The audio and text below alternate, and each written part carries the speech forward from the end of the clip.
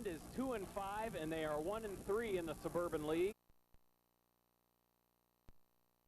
And they are 3-1 in the Suburban League. Last week, Highland defeated Norton 37-17. Quarterback and ran for another, and junior tailback Josh Metzel rushed for over 100 yards and scored one. Now Wadsworth has a league game, that being to Green, and they downed Talmadge last week by a final of 21-6. A couple other notes. Prior to beating Norton last week, they lost 4 games in a row by only a total of 15 points. It's deceiving, and their main threat is probably their defense. Steve Lawrence and Clint Walters are the both 4 years.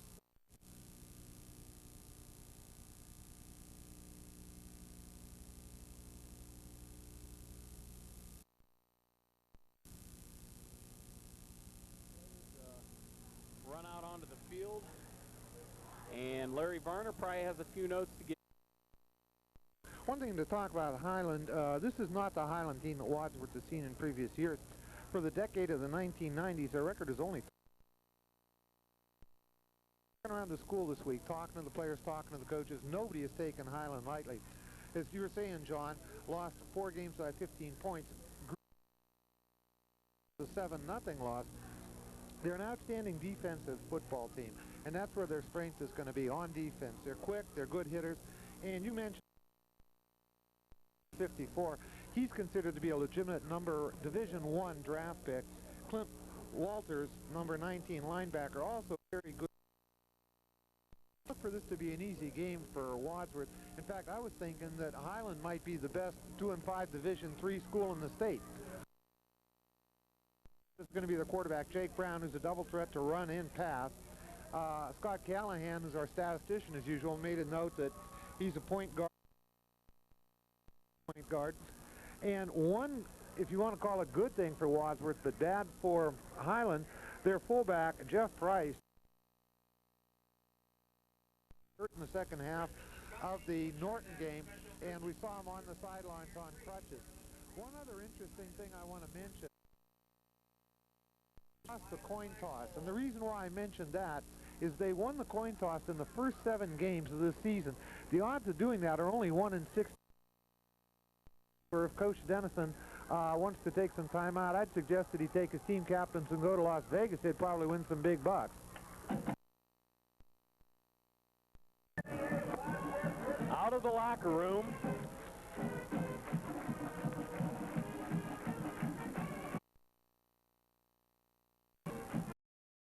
looks like they're going to be led by senior nose tackle Gabe Catrufo, number 29.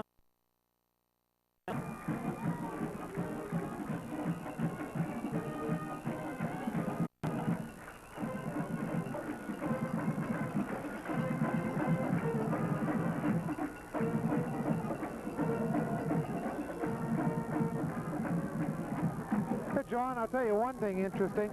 This is the 26th year that I've been following Wadsworth football, and I can't ever remember a season going into the 8th game where weather played no part in any game at all. We have another beautiful night for football tonight. We've had no rain, no sleet, no snow, not even any significant wind all year long. It's kind of interesting that usually by this time, figure there's one game played in the slop in the mud or in freezing cold. Hasn't happened. Another beautiful night.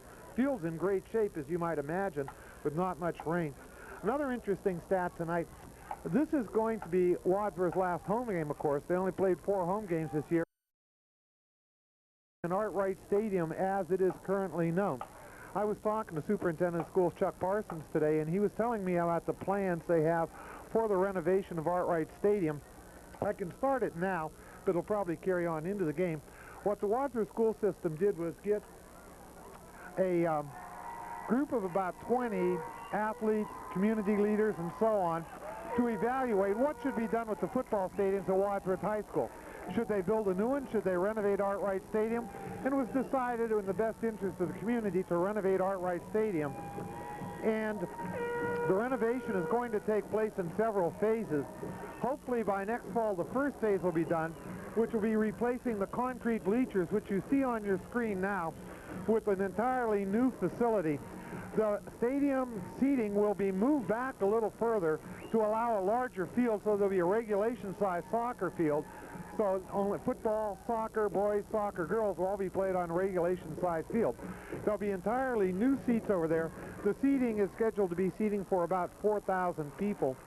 And a new press box also will be put up. Hopefully that'll be done by next September, but no promises. Phase 2 of the renovation will be underneath that new facility, new restrooms, which are sorely needed, new locker rooms, and concession stands under the home side.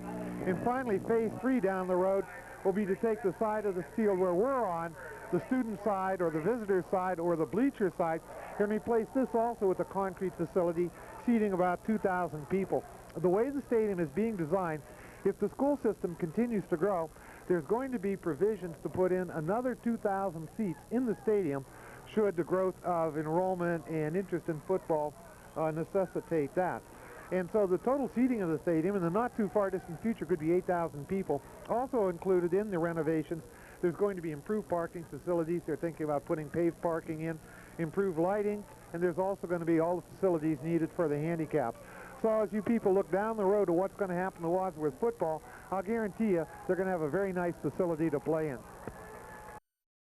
We were speaking about the great Highland defense, and on Wadsworth's side, not a very shabby defense there either. Last week they probably played their best defensive game of the season against Talmadge. They only allowed 130-some yards after they gave up that big pass play that started the game. The one, if you remember, I said, you don't have to worry about Talmadge being a big play team, and in the first play they go 78 And they also held their Talmadge's mobile quarterback from really running the ball at all, so maybe they can do that again tonight. Sam Galpert ready to kick it off for the Grizzlies.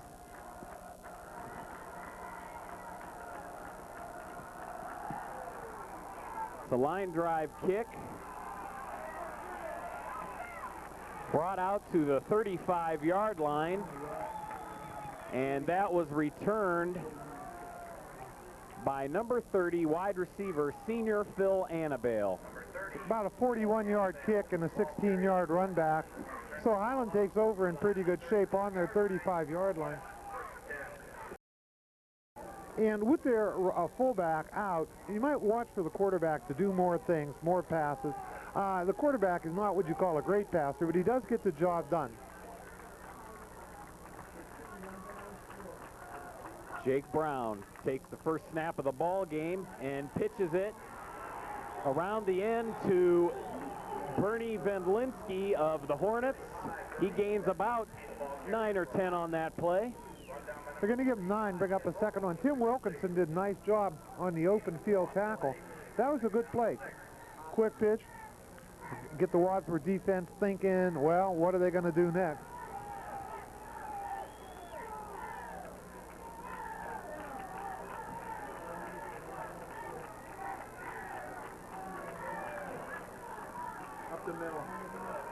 Up the middle, handoff to Justin Duzick. He's a senior, 190-pound tailback for the Hornets. Gets it to midfield for Highland. 6-yard play. So Highland comes out looking very impressive. They've gained 15 yards in their first 2 carries, and right now they don't seem to be missing the fullback at all.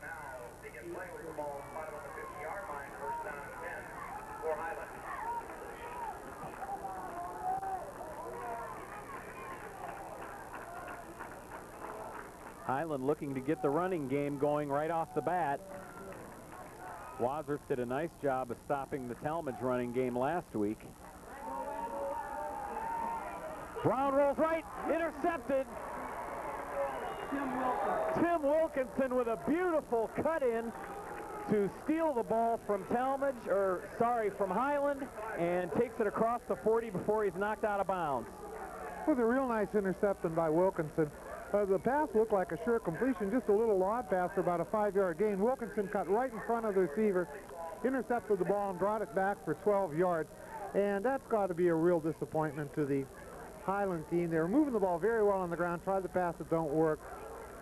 Wadsworth 4 interceptions last week.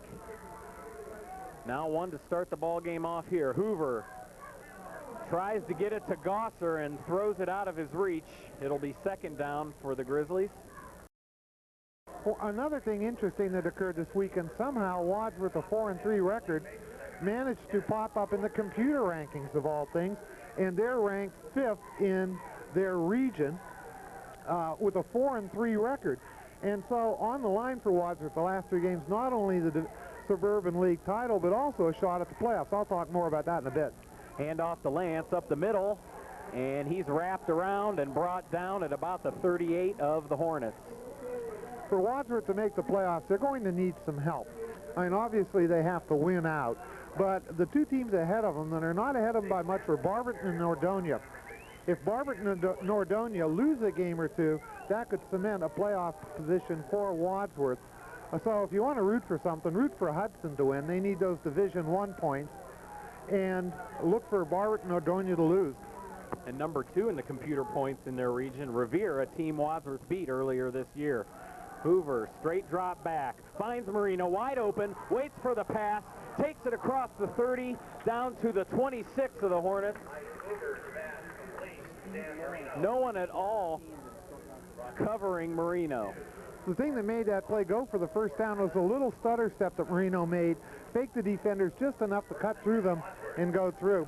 And I want you people to keep an eye on number 54 for Highland, Steve Lawrence. He was double teamed at that time and still managed to get pressure on Hoover. He is a load. Number 54, Steve Lawrence. Watch him play tonight, folks. Hoover hands it off to Lance, takes it through the pile, and Lawrence just manhandles Lance and brings him down at the line of scrimmage. But you look at David Lance and Lawrence. Lawrence is, there goes Lance into the pile, and there's Lawrence. Hello, come back, want you back here. Lance is outweighed by about, I would say, 70 pounds, and he's about 9 inches shorter than Lawrence is. So I think David's going to run other places tonight. Weston Copeland split to the right for the Grizzlies.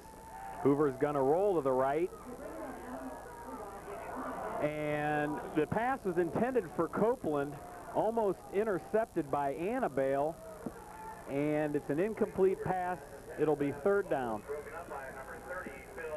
It should have been intercepted. The ball was thrown right to Annabelle, and after he missed the interception, popped up in the air, another Highland defender had a shot at it.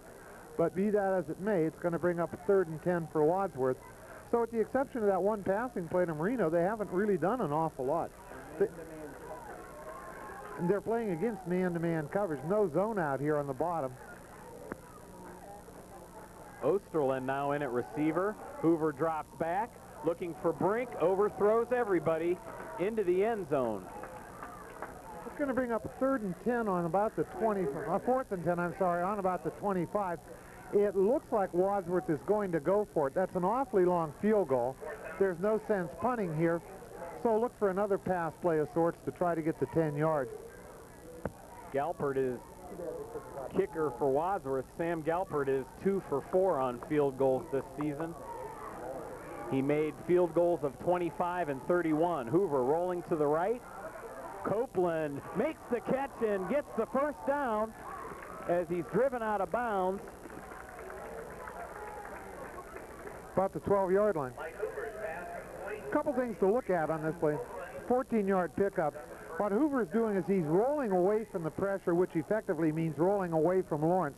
That was a well-thrown pass because the defense was there. Copeland was actually well covered. It was a good throw and a good catch on that play. Marino in motion. Hand off to Lance, finds a little bit of a hole, gets it across the 10 to about the 8. David Lance, the ball carrier for the Grizzlies, picking up about 4 yards on the play.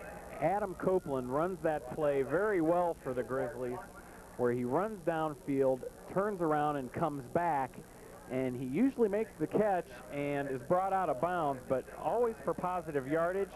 And we would like to wish Adam a happy birthday. It's his 17th. Happy birthday, Adam Copeland, on Sunday from your mom and dad.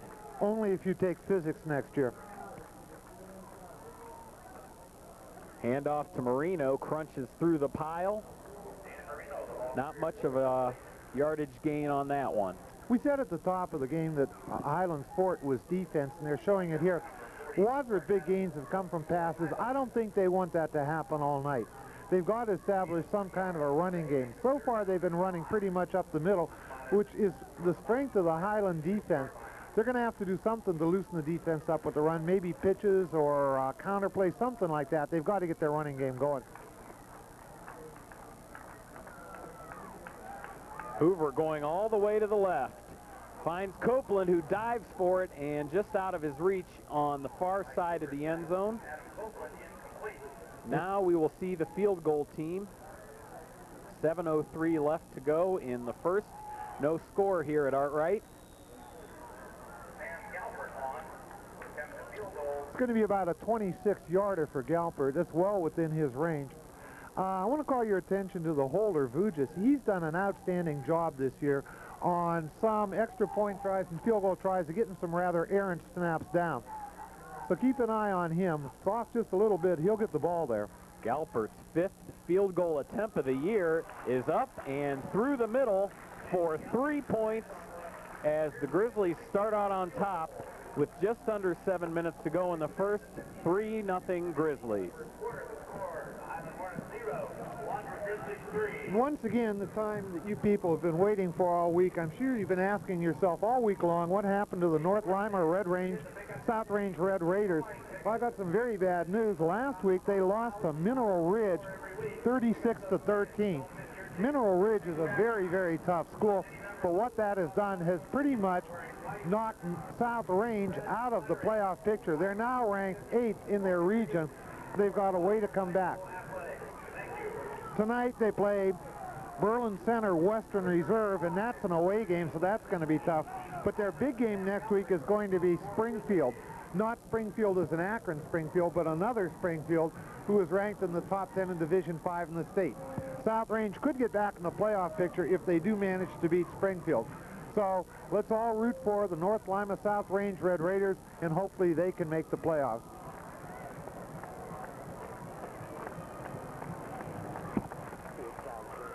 Bernie Vendlinski back deep to receive Galpert's kick.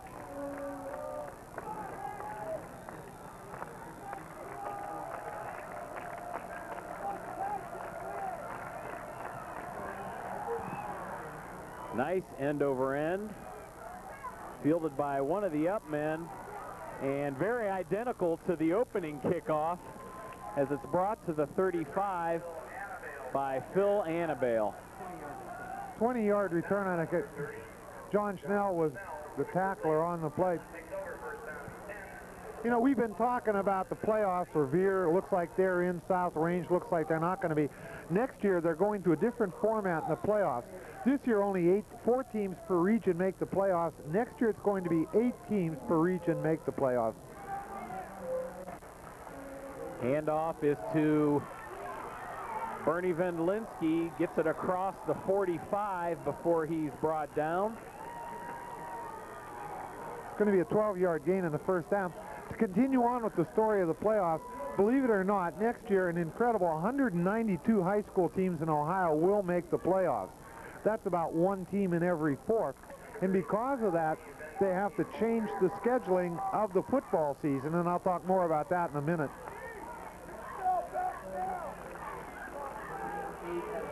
Brown gives it to Duzick, and he has a nice run out to about the Wadsworth 40. Hannah made a touchdown-saving tackle on this. Watch the cut to the outside, and good run downfield, and Hannah's the last person between him and the goal line. To finish the story about the playoffs next year, what this is going to necessitate doing is starting the football season a week early. And if I'm not mistaken, next year Wadsworth will play their first football game before school starts.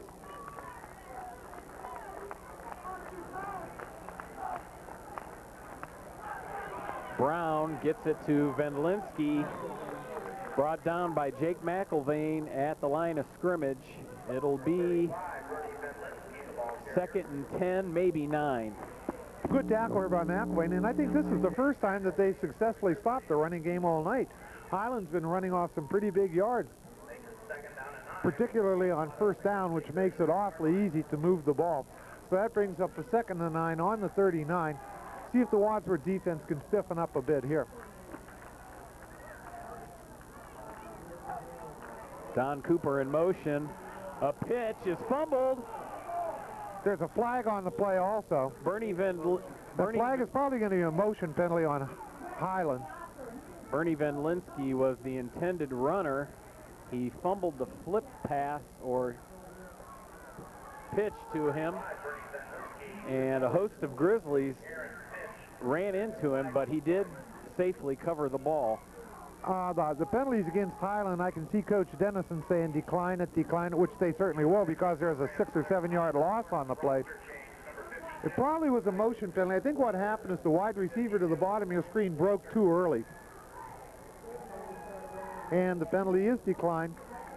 It's going to bring up 3rd down and about 14 yards to go from the Wadsworth 42. Something to note, I don't know where Highland is in the kicking game, but they might be in 4-down territory. Remember, at 2 and 5, they've got nothing to lose. They can pull out all the stops on Wadsworth.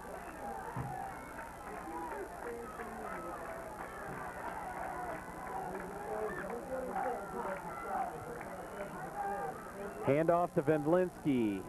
Tries to get it through, but can't, as a wall of Grizzlies bring him down at the 42. We could probably credit somebody for that tackle, but there were 7 Grizzlies in on the play. That play fooled nobody. So it brings up a 4th down and about 12 from the 41. And see what Highland's going to do. They're lining up in punt formation, and Wadsworth looks like they believe it because they got Weston 4 back deep. That's our Weston Marino back deep. Matt Coley, number 12, a junior punter, gets off a high wobbly kick, hits at about the 25 and goes out of bounds at the 22, where it will be marked as the Grizzlies take over on offense. He tried to just pooch the ball downfield, but what happened? Shanked it badly, came off the side of his foot and rolled out of bounds. It was only a 19-yard punt. So Wadsworth takes over in their own territory, but all things considered, they came out of that drive pretty good. First quarter, 4:19 to go. This is going to be Wadsworth's 2nd possession of the quarter, starting on their own 22.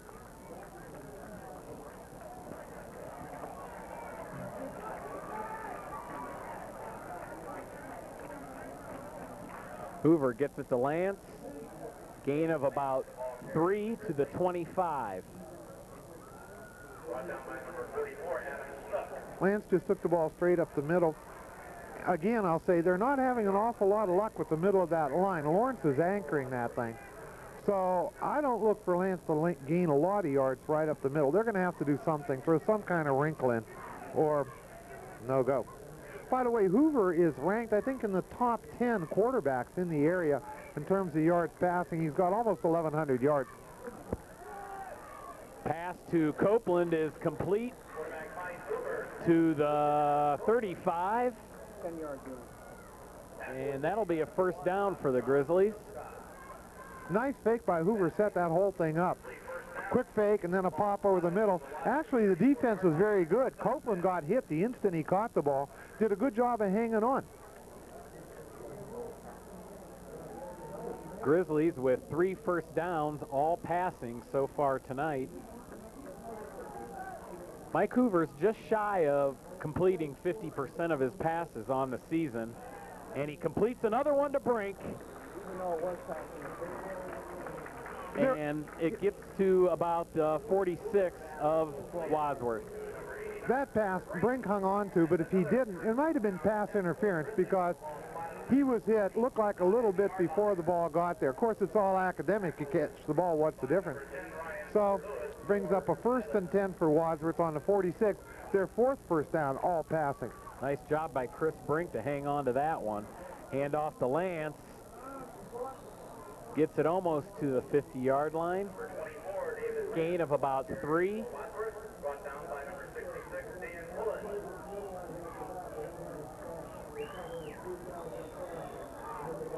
It's got a very fast first quarter. There's only 2:40 to go. been a lot of running plays, and the passes have mostly been completed, so the clock is continuing to run.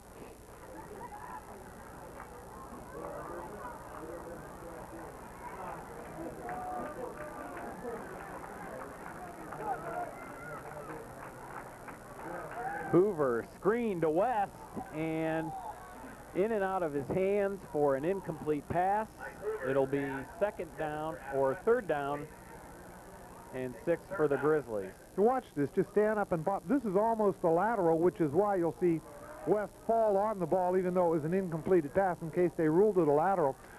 I think what Wadsworth is trying to do is cut down the pressure that they know Lawrence is going to bring. And so consequently, they're going with the stand-up, quick pop, slant in passes. Hoover's virtually not dropping back at all, just taking one step back and throwing the ball. 2 receivers at the bottom of your screen. Hoover finds Copeland, who gets it across the 40, driven out of bounds at the 37. Hoover and Copeland hooking up tonight. If this one's on replay, if you watch Hoover, he'll roll to his right. He'll roll away from the pressure of Lawrence, and as soon as he does that, basically he's got pretty much all the time that he needs. Copeland, nice reception, nice run with the ball after he got it. First and 10 Wadsworth on the 38 of Green.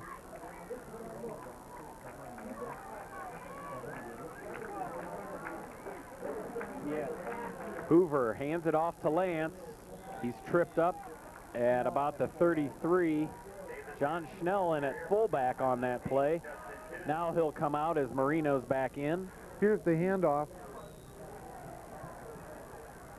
Nothing fancy, right up the middle, but notice they ran away from Lawrence that time. Lawrence was lined up on the right side of the defensive line, and Wadsworth ran left. They'll bring Snell in every now and then. Usually they use him as a blocking back. I think he's carried the ball maybe once or twice this year, but that's all. Oh, yeah. Hand off to Marino, jumps over the pile in the middle. With his speed, he's in for a Wadsworth Grizzly touchdown. 34-yard gain and touchdown for the Grizzlies. That'll make it 9-0 with a little under a minute and a half to go. Well, that's what Dan Marino does best. He doesn't have all that much power. He's a slashing type of runner. Got through a little crease at the line of scrimmage, and then 2 very nice cuts to get into the open and into the end zone. Nice 34-yard run by Marino. And Wadsworth now trying the extra point. Galpert in for the extra point attempt. It's up and through the middle, so that makes it 10-0 Grizzlies. And a couple points I wanted to make real quick, Larry.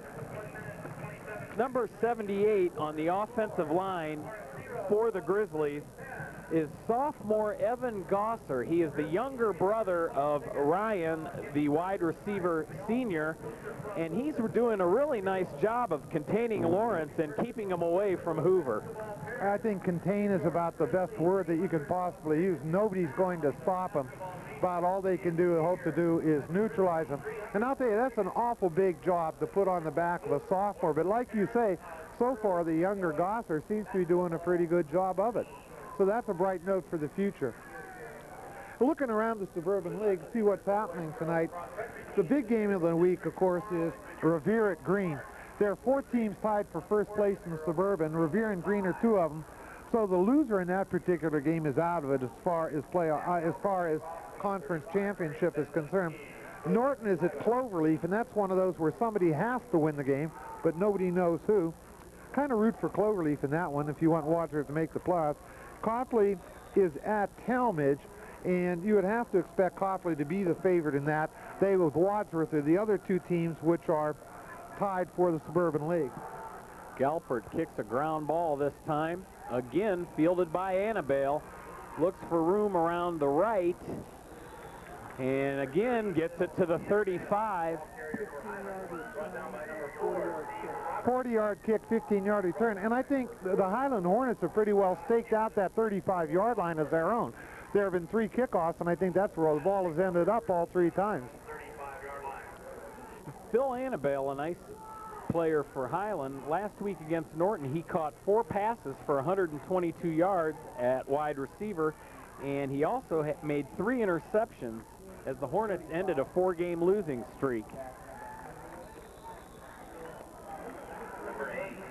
Justin Duzick, the ball carrier there for Highland.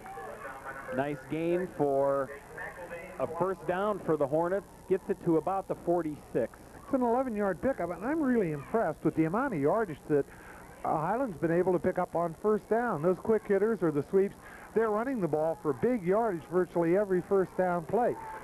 Their problem right now is they can't sustain that for second and third down or keep it going down the field.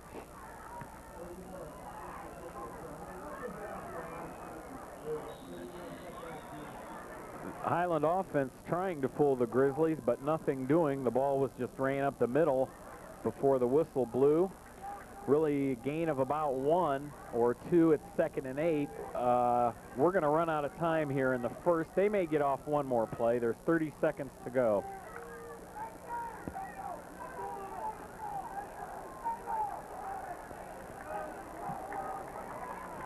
I think they'll just get this play off, and it's not an incomplete pass. That'll be the end of the first quarter.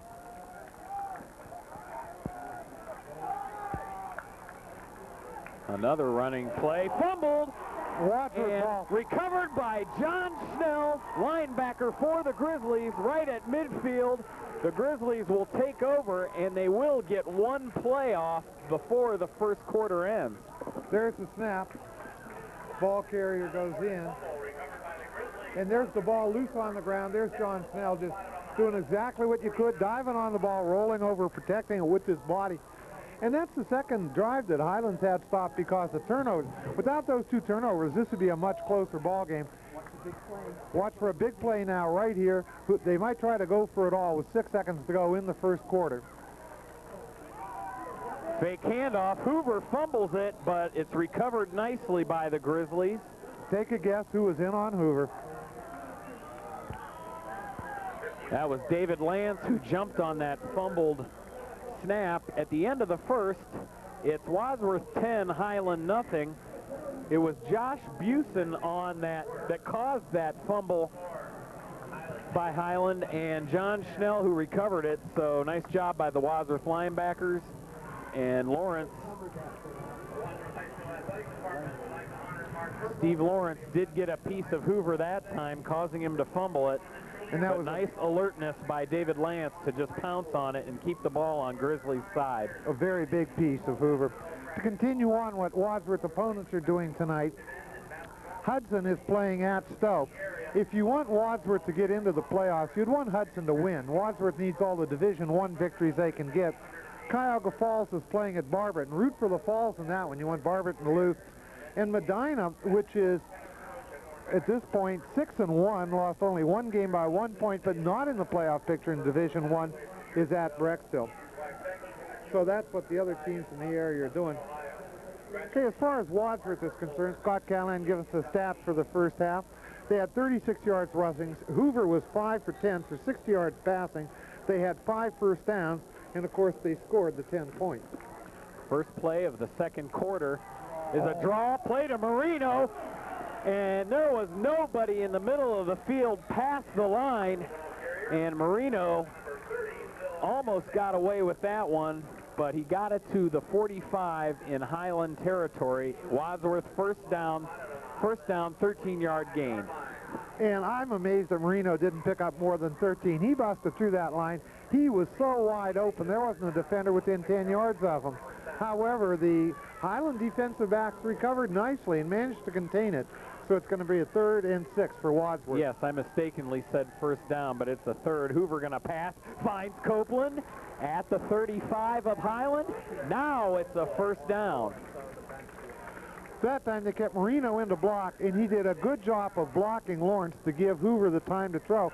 And I'll tell you tonight, John, this Hoover to Copeland connection is starting to work like it hasn't since the Highland game. I mean, since the Hudson game, first game of the year. Copeland averaging about 10.7 yards per reception this year and 3 touchdowns to boot. Marino is met by a host of Highland Hornets and brought down before he can gain any positive yardage. That'll bring up a 2nd and 10 for Wadsworth. They're probably in 4-down territory here on the Highland 35.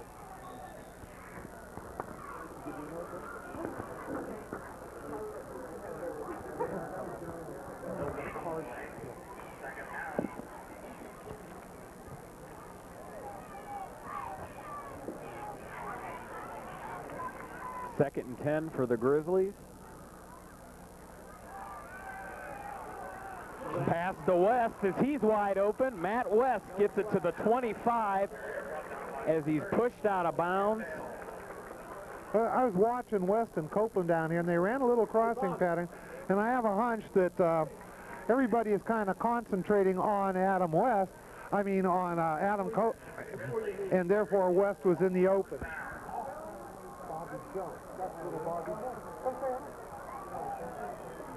What's up, Booth? So that brings up 1st and 10 for Wadsworth on about the 24-yard line.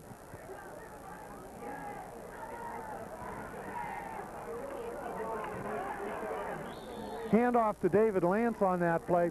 He made it back to the line of scrimmage, but that's about all. So there wasn't much going on that play.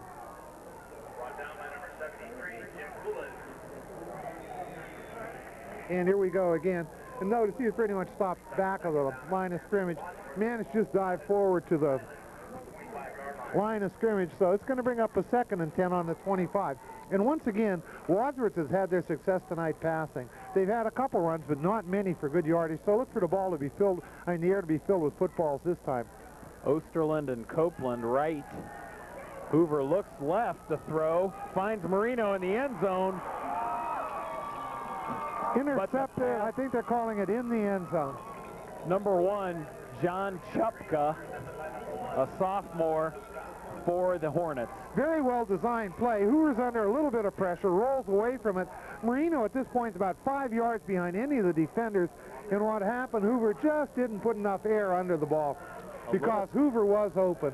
Now, one thing, Hoover was rolling to his left and trying to throw left. That is very difficult to do. If he had been rolling right and could get a little more steam on the ball, that would have been a touchdown. Incidentally, they ruled that the Highland interception took place on essentially the 0-yard line. So Highland has to line up from there nothing, and they managed to bust the ball out in the quarterback sneak for 5 yards.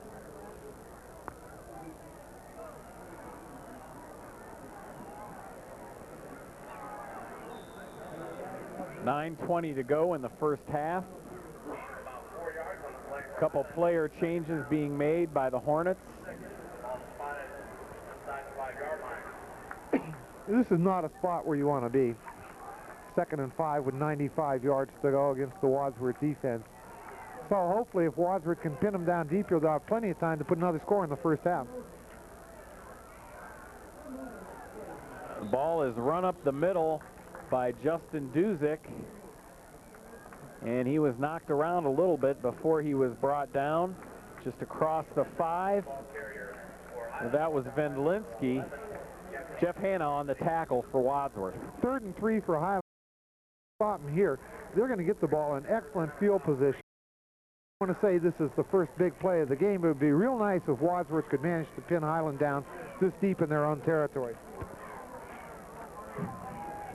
We've yet to see Jake Brown throw the ball to Annabelle.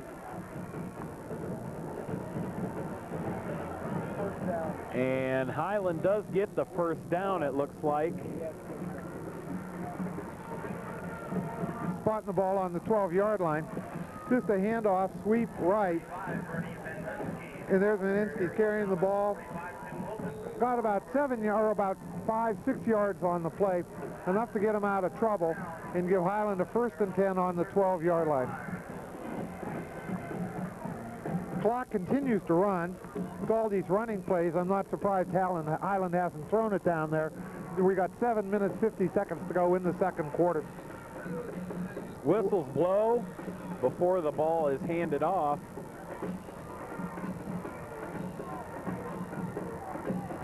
Number 22, Don Cooper, a senior running back in for Highland. Looks like a legal procedure, a false start penalty on Highland. They'll move him back 5 yards. That's only the second penalty of the game, and it's the first one that's been accepted. The other penalty came where Wadsworth threw the Revere ball player for quite a loss on a fumble recovery, and they declined the penalty. So that brings up a 1st and 15 for Highland down on about the 8-yard line.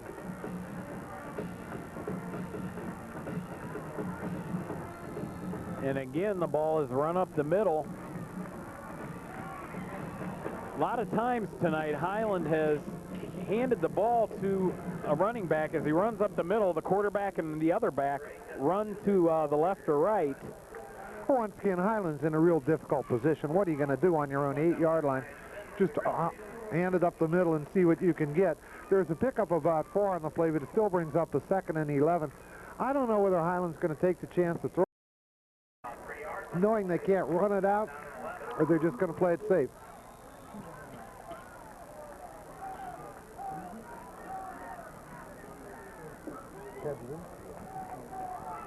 Second and 11, ball on the 11, 7 minutes to go in the first half. No backs in the backfield for Highland.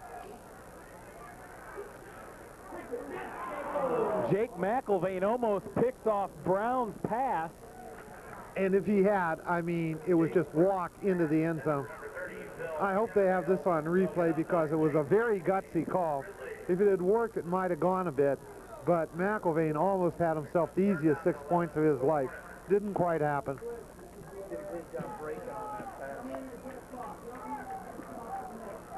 Ryan Finn on the sidelines now. He injured his thumb in the Talmadge game, and it looks like he may have re-injured that. One of the coaches tending to him, and he looks to be in a little bit of a pain, doing a little dance on the sideline. Highland has to call a timeout. There was a lot of confusion on the play. The play came in from the sidelines, and didn't look like everybody was on the same page, so Highland wisely decided to call a timeout with 6:59 to go in the second quarter. Yeah, I was talking to Ryan Finn, and all week long he was hurting. His arm was in like a soft cast for 2 days. Then he had the cast off. He said he was practicing, said it felt good, but I don't know if they're going to play him or not. And at this point in the game, they might keep him out just because they don't really need him. See the timeouts remaining there on the screen. Highland still has 2. Wadsworth has their full contingent of timeouts. I don't know if you had to characterize the first half. I'd say the 2 things that characterize are 1, Wadsworth passing, and 2, the turnovers. The interceptions, 1 by each side, fumble recovery. They've played big parts in all the scoring. 10-0 Wadsworth, and here we go.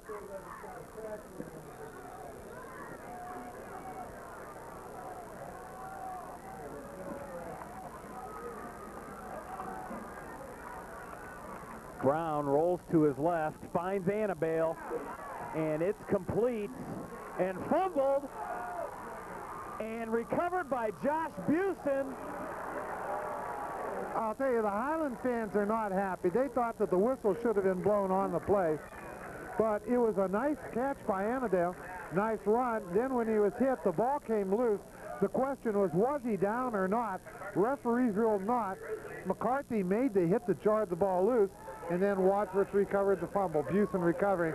So it's Wadsworth ball, 1st and 10 on the 40. Third turnover by the Hornets tonight. That's been their downfall so far. Hand off to Lance, up the middle, breaks a couple tackles, and some more.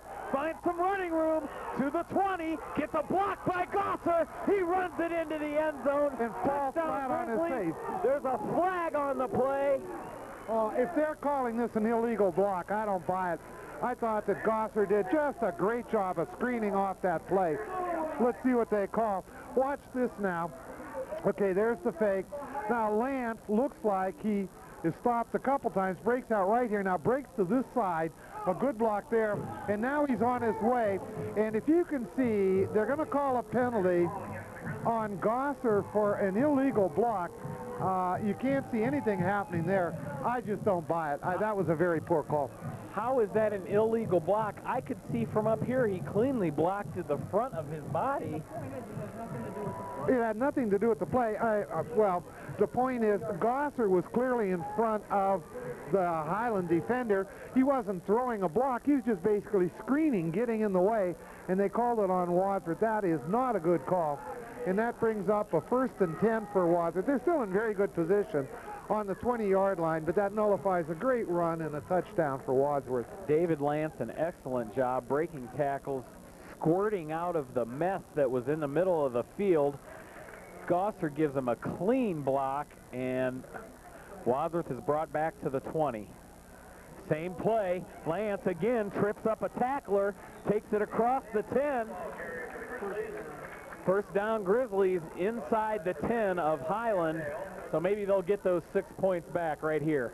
That was a very nice run by David Lance. The last two have been nice. Power running at the line of scrimmage, and then he shows the finesse when he gets out into the open field. Grizzlies, first down, the ball spotted inside the 10-yard line, first and goal, Wadsworth. It's unfortunate. He's just inside the 10. They can't pick up a first down. They have to score here.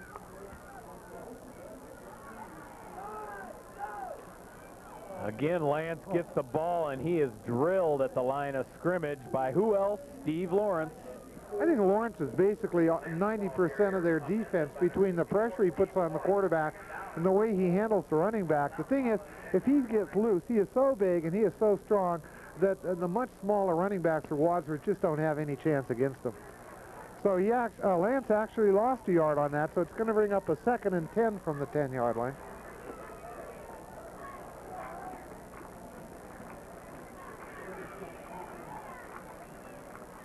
Hoover gets it to Marino. Again, not very much gain on that one. It'll be 3rd down. One more play. If they don't get it in here, look for the leg of Galpert to give Wadsworth 3 more points. In a way, this Highland defense almost looks schizophrenic. Either they stop you for no gain at all, or they give up a huge gain. And both have been happening with some degree of regularity tonight. Look for the ball to go up and into the end zone. Hoover to roll right. They got 2 receivers wide right. There he goes. Finds Copeland open in the corner of the end zone. Touchdown, Wadsworth. That was just a beautiful play all the way along. Start out, Hoover rolled right away from the pressure. See him rolling away there. Copeland was down in the end zone, made a very nice cut. Hoover delivers the ball low, right on the money, and a great catch by Copeland. I'll tell you, the Highland pass defense has not been that bad. They've been all over the Wadsworth receivers. They've been doing everything but interfering. The balls have just been there. 4th touchdown of the year for Adam Copeland. The extra point is up and good. So with 4:55 to go in the first half, Wadsworth comes out with a very nice 17-0 lead. But I'll tell you, John, I think if Highland doesn't do something here, get something on the board before the half is over, this thing could turn into a rout.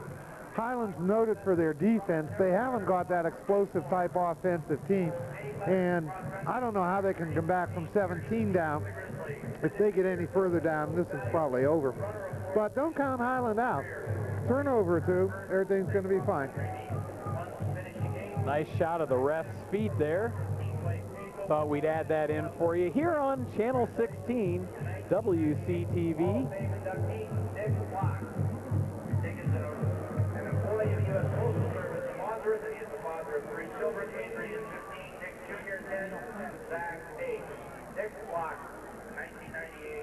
This is the 4th kickoff by Galpert.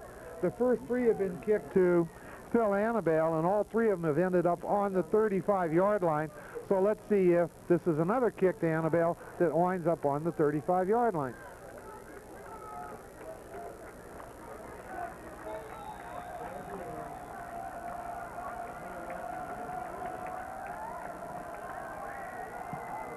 Galpert's ground ball kick is run up through the middle, and he is drilled. That was Adam Snook returning for Highland, and Ryan Finn was the driller on that. 39-yard kick, and it looks like Finn's feeling pretty good. He certainly didn't show any ill effects on that particular hit.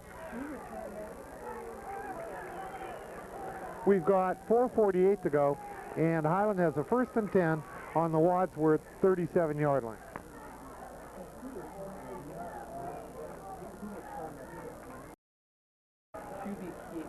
Quarterback keeper, nothing doing for Brown.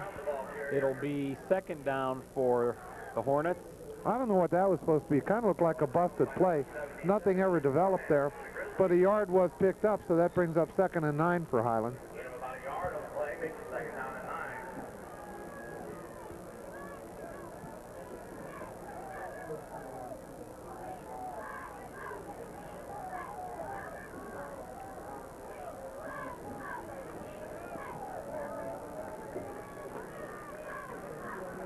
4 minutes to go in the first half. Brown gets it to Vendlinski. Again, no gain. It'll be third down. Finn, Catrufo, and Formaz in on the tackle. Nice fake, but the Wadsworth Grizzlies weren't buying it. And there's Cortufo on the bottom there. And I'm a little surprised that Highland hasn't done something a little fancier. I mean, they've got to get back in this ball game right now. And now on the passing down, all the Wadsworth coaches are yelling, pass, pass. And this is a bad time to be throwing the ball when everybody in the stadium knows it's coming. Only one receiver for Highland. Brown throws up a pass and intended for Annabelle. As he hit the ground, the ball bounced out of his grasp and flicked out of bounds. It'll be fourth down. Highland will have to punt. Chris Brink was in the backfield putting pressure on the quarterback. The ball could have been caught.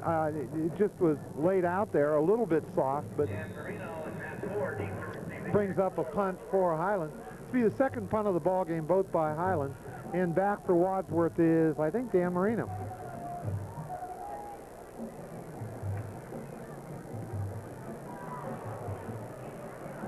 The punt is over Marino's head. He's just going to let it roll. There's a flag being thrown. Number 12, Matt Coley. I wonder if they're going to call an illegal fair catch signal on Marino. He did kind of a weird thing. The ball was going way over his head. He kind of waved his arm, and then he ran away from the ball. I don't know what they're going to call here, because there didn't seem to be any contact in the area of the flag. 48 yards finally on the kick. They're talking to the Highland captain, so it looks like it's against Wadsworth.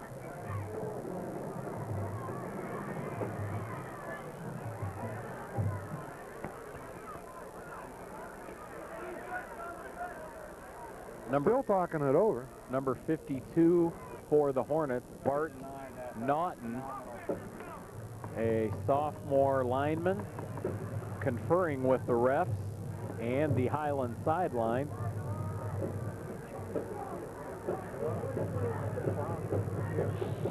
I didn't see what the ref called. Did you see what he called on that, John? No, I didn't. Like I say, if I had to guess, being on Wadsworth, I'd say an illegal fair catch signal, but I don't want to say for sure.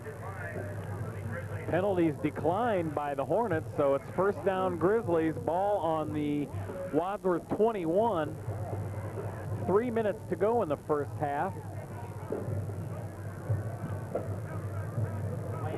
Hoover gives it to Lance, runs up the middle. And look at him break the tackle as he gets some extra yardage. He cannot be brought down. He runs down the left sideline, cuts back in before he's brought down at the 30. There's a flag at midfield. There's two flags on the play. One of them I think is going to be an illegal block. The other one is going to be on the Wadsworth sidelines, either coaches or players, for being on the field. It's going to take some time to untangle this one, but another beautiful run by David Lance is going to be nullified by the penalties. One of the coaches did kind of step out on the field and was sidewinding his hand. Well, we saw the same thing we saw on Lance's other run there. They called an illegal block on Wadsworth.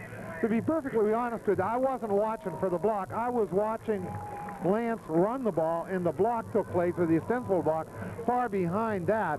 And after that, there might be a personal foul on the Wadsworth bench. We'll just have to wait and see what they call here. Still a very fine job by Lance. He was wrapped up twice around the ankles, and he still managed to get out of that. And it truly was. Two great runs. You just hate to see him be called back. So the refs are stepping off a penalty. And it's going to be a 30-yard penalty against Wadsworth. Well, that's two very exciting plays by David Lance tonight that they call illegal block against Wadsworth. Flipping against the Grizzlies, No, I guess that's the only penalty they called. I got a little overexcited on a couple plays, both brought back by penalties. So it's going to be a first and about 5 for Wadsworth. Hand off to Marino, up the middle, and Lawrence is there to meet him and bring him down at the 30. Once that guy wraps around you, you're going nowhere else. If you wondered why it was a first and 5, those illegal blocks are always marked off from the spot of the foul, and the block took place about 10 yards downfield, so when they bring it back, just a 5-yard penalty. I mean, it actually was a 5-yard gain. So it didn't work too much to Wadsworth's detriment, except once again, David Lance had a really nice run call back. Second down and about 1 for Wadsworth with 2:18 to go. Hoover rolling to the right. As he's pressured, he tries to get the pass to Copeland, well out of his reach at midfield.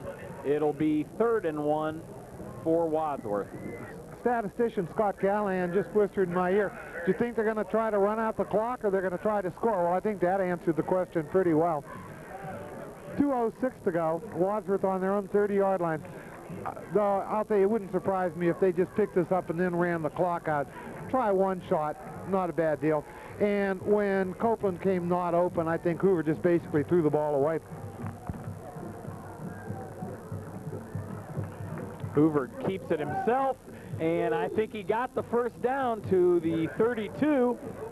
He tried to go up the middle. There was nothing there, and then he just kind of chugged and leaned to his left and finally managed to squirt through for the first down.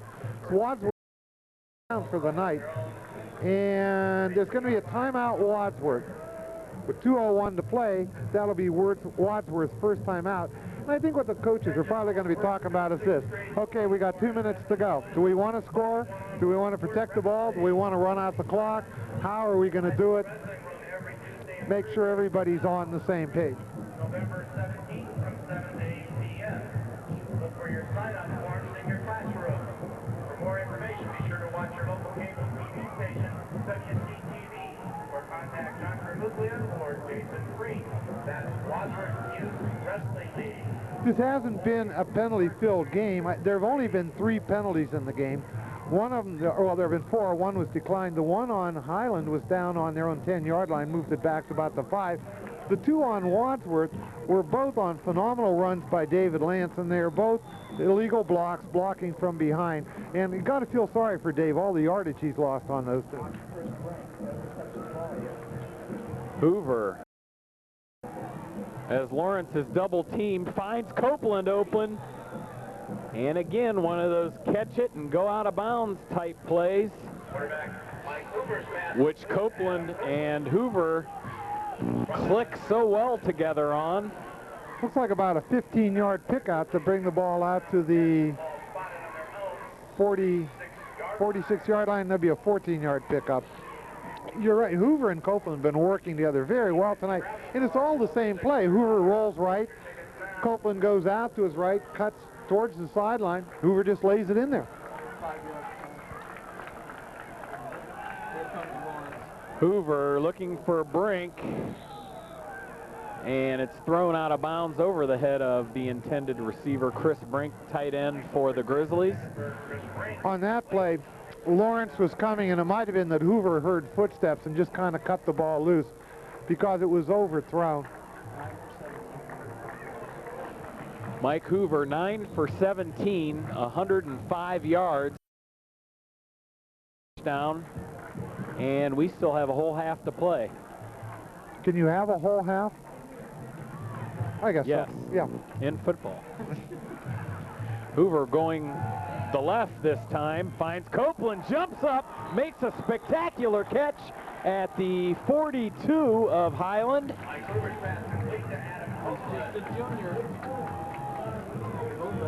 Hoover and Copeland, only juniors, folks, so they'll be back again next year and can only be better, or can only get better, I should say. Well, it's getting pretty good right now. It looks like Wadsworth really wants to score with 1:38 to go. They're almost in a 2-minute offense here. Hoover, draw play to Marino, and Marino gains about 8 on that play. be short of the first down, and Wadsworth calls their second timeout. If you wonder why would they call a running play with the clock running down like that, Wadsworth still had 2 timeouts, so they could take the 1 running play, then call the timeout. They'll save the 3rd timeout for the field goal if they want to kick one. So that was a good call, hoping to catch the Highland defense off guard, and they did a pretty good job. They picked up 8 yards on the play.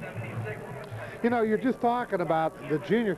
You look at the Wadsworth team. Tonight was parents' night, and I think there were only like 10 seniors on the entire team.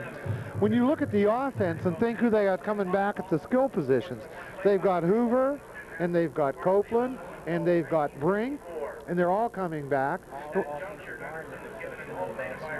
With the exception of Ryan Samoski, the entire offensive line is coming back. So really the only thing they're losing is 2 running backs. Now they're losing 2 real good running backs, but they've got there's Greg a nucleus Dent waiting in the wings. There's a nucleus of good football there. And Joe Tricomi also. Hoover, short drop back, again finds Copeland and goes out of bounds. The timing down and out play, as all year Copeland has done a great job doing that, catching the ball and getting out of bounds to stop the clock. Hoover's throwing the ball before the cut is made. There Copeland makes his cut and goes out of bounds. That's almost like a long handoff to pick up the 1st and 10 and stop the clock. We have 1:20 left to go. Looking at defense next year, the defensive backfield is basically juniors also. 9 receptions for Adam Copeland so far tonight. Brink is open. Touchdown, Chris Brink! 23-0 Wadsworth with a little over a minute to go in the first. The old over-the-shoulder pass to Brink as he runs it in for 6. I watched Brink come off the line of scrimmage, and I was just thinking, he came off the line so open, I was just going, Hoover, throw it, throw it, throw it. And of course, Hoover picked it up, but Brink was so far behind the receiver, there was no doubt that was going to be a touchdown. Great play by Chris Brink to get open right at the line of scrimmage. Galpert has only missed 1 extra point so far this year, and it stays that way as this one's up and good. Very impressive drive by the Grizzlies, 24-0. What makes it so impressive? They were like in a 2-minute offense. And I'll tell you what I like too. I like the spirit of the whole thing. Wadsworth got the ball pretty deep in their own territory, a little over 2 minutes to go. What are you going to do? You're going to sit on the ball? You're going to try to score? And they came out and showed that they can march the ball down the field pretty much any time that they want to. And even though it's still the first half, Highland is in serious trouble. Their defense is supposed to be their forte. They've given up 24 points in the first half. They don't score all that many points. They're going to have an extraordinarily difficult time coming back to win this game. Best offensive first half of the year. Our statistician, Scott Callahan, has just told us that this has been the best offensive first half the Grizzlies have had all year. And I'll be honest, I'm kind of surprised how easy it's been. Mike Hoover already with 150 yards passing and 2 touchdowns. And you were saying the nice offense to do is look at the score, and that'll pretty much tell you that. So Galpert to kick it off again. A ground ball. Fumbled around by an up man, number 44 Snook. And he's brought down at about the 28. A 38-yard kick and about a 7-yard return. You watch this. It's just a little knuckleball bouncing around the ground. Those are awfully tough to pick up. The back tries to pick it up. Oops, oops. Okay, now we got it. But by that time, the Wadsworth defense was back, ready to make the hit right there. So now, Highland has 1:07 to see if they can go 72 yards or alternately run the clock out. Let's see what they try to do. If you saw the game last week against Talmadge, almost every kickoff was a ground ball like that. Vendlinski gets it to the 35 and is pushed out of bounds. Last week, Galpert used that ground ball kick, and it worked effectively against Talmadge. Here comes the running back. You'll see Pat McCarthy come up, make the hit, knock him out of bounds. Stops the clock with 1:01 to go. That was a 7-yard pickup for Highland. Up until the end of the game, that Talmadge kick return team had a real tough time handling the ball. It was, do you want it? No. Do you want it? No, no, no, you take, no, I don't want it. No, no, you can have it. Jake Brown hands off again to Vendlinski. Or no, it's not. It's number 8, Justin Duzick, who carries it up the middle. Fool me, too. I was watching the First down. It's a 6th first down for Highland. And they call their final timeout with the ball on about the 44-yard line of Highland. They have 55 seconds left to do something with the ball. If they pick up that 1st and 10, they could put the ball in the air 3 times, try to pick up a score. On the other hand, the Wadsworth defense now is playing very loose.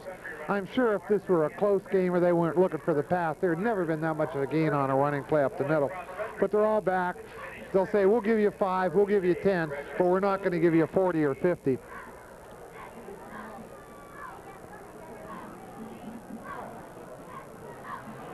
Don't forget, the Grizzly boys and girls cross-country teams. We mentioned earlier in the broadcast that Highland playing some very close games this year, but not so tonight. Down 24-0 only in the first half. The Hornets last won a Suburban League title in 1979, and that stands as their lone crown in their 2-decade membership in this league. The Wadsworth defensive backs are playing about 15 to 20 yards off the line of scrimmage. Brown rolling to the left, dumps it over the middle. They rule a catch. That was a nice catch. Phil Annabelle on the reception.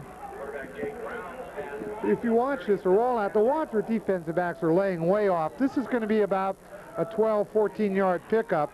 Very nice catch right on the turf. And quarterback just basically spikes the ball in order to stop the clock. So now we have 44 seconds left to play, and Highland has the ball on the 41-yard line. They have no timeouts left, so all they can do is waste the down and stop the clock that way and get the instructions coming in. I'm pretty sure you're going to see the air filled with footballs, and if you watch the Wadsworth defensive backs break, watch how far they're going to play off the line of scrimmage when they finally settle down. So what they want to do is, if the player catches the ball, keep him in bounds and don't let him get deep. Vendlinski in motion. Pass is caught by Vendlinski at the 20. Ryan Gosser tripped up on that play, but he's going to be okay. And once again, I'm sure the quarterback will just spike the ball. I'll tell you what happened on that last play in a minute.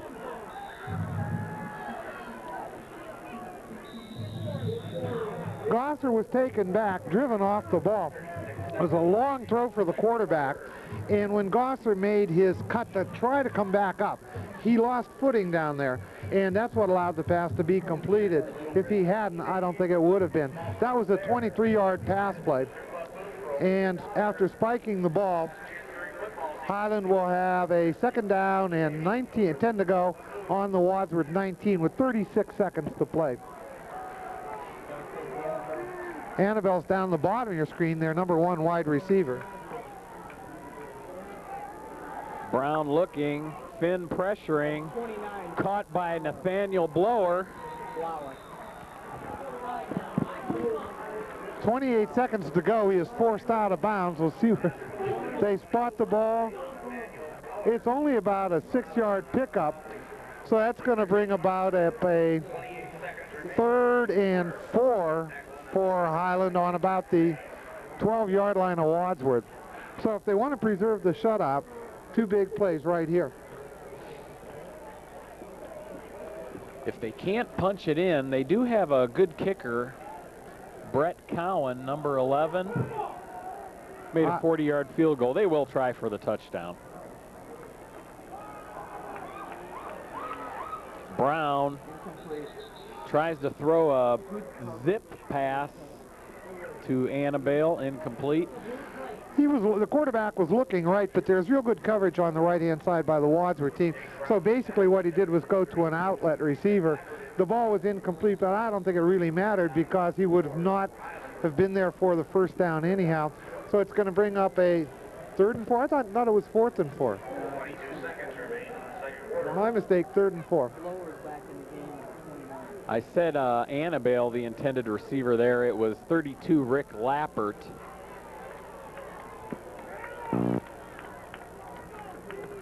Brown, straight drop back. Quick throw to Annabelle, who gets it in for a touchdown. Number 30, Phil Annabelle, 6 points for the Hornets. I got to say, that was a very impressive drive by Highland. You talk about needing it. They got the ball with just over a minute left to go and basically marched down the field. And if they were to have any hope at all of coming back in this game, they had to get something on the scoreboard in the first half, and they did. The kick by Cowan is up and good, making it 24-7 just before the end of the first half. I'll tell you, John, this is taking on aspects of a program where the Wadsworth gets the ball, they run their 2-minute drill, drive the length of the field and score. Highland turns around, they run their 2-minute drill, run the length of the field and score. And so that makes it 24-17 Wadsworth with 16 seconds to play. This first half, if nothing else, has not been boring. It's been a very entertaining first half. Brown hooks up with Annabelle for a touchdown, as he did in last week's game against Norton. However, the Norton touchdown between the two was an 83-yarder. Now Cowan, who kicked the extra point, is now in to kick it off. They might be kicking, tossing around the idea of an onside kick. That one wouldn't surprise me right here. Onside kick, recover it, one shot towards the end zone.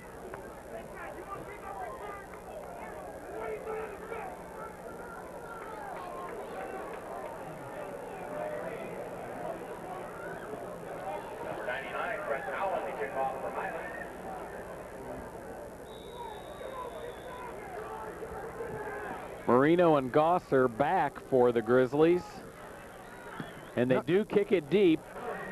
Marino returns it up the middle, and he's tripped up at about the 34 of the Grizzlies. Helmets flying everywhere. So Wadsworth will take over with 11.5 seconds to play. They're going to go for it deep, or are they just going to sit on the ball for one play? Have to wait and see.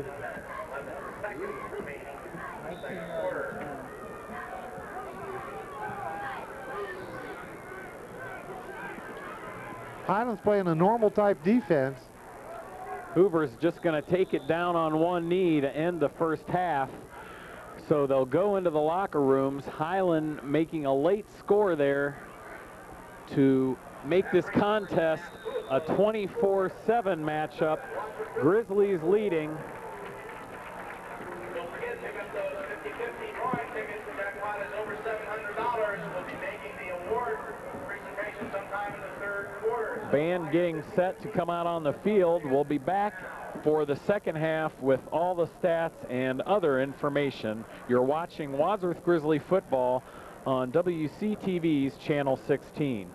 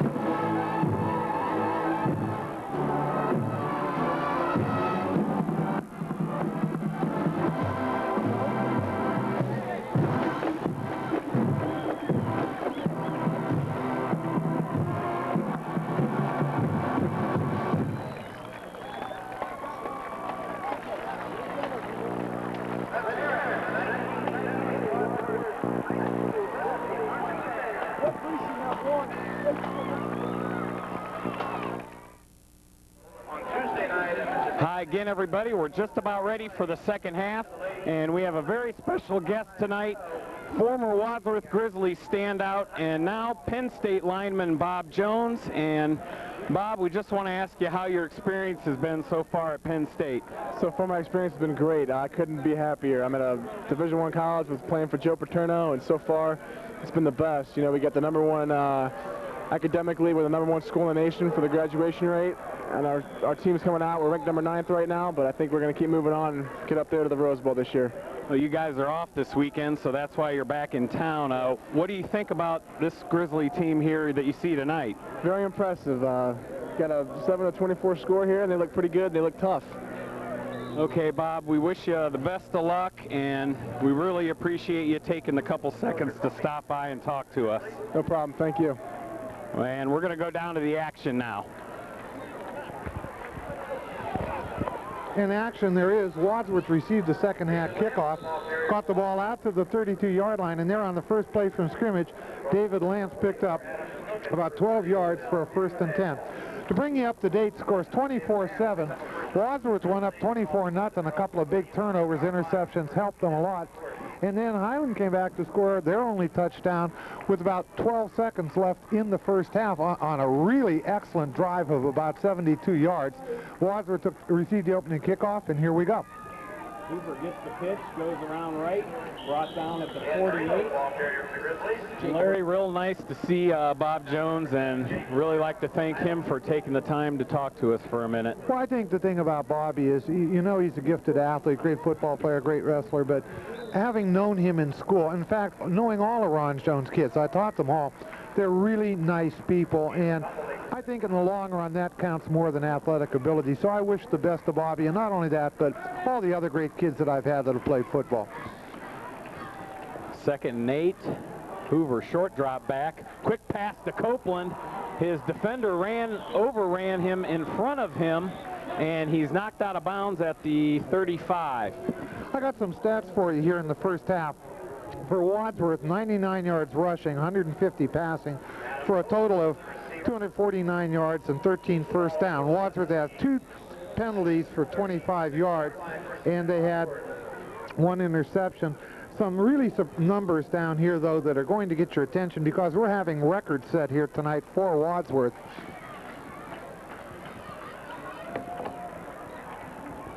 Hoover hands it to Lance, gets it across the 30.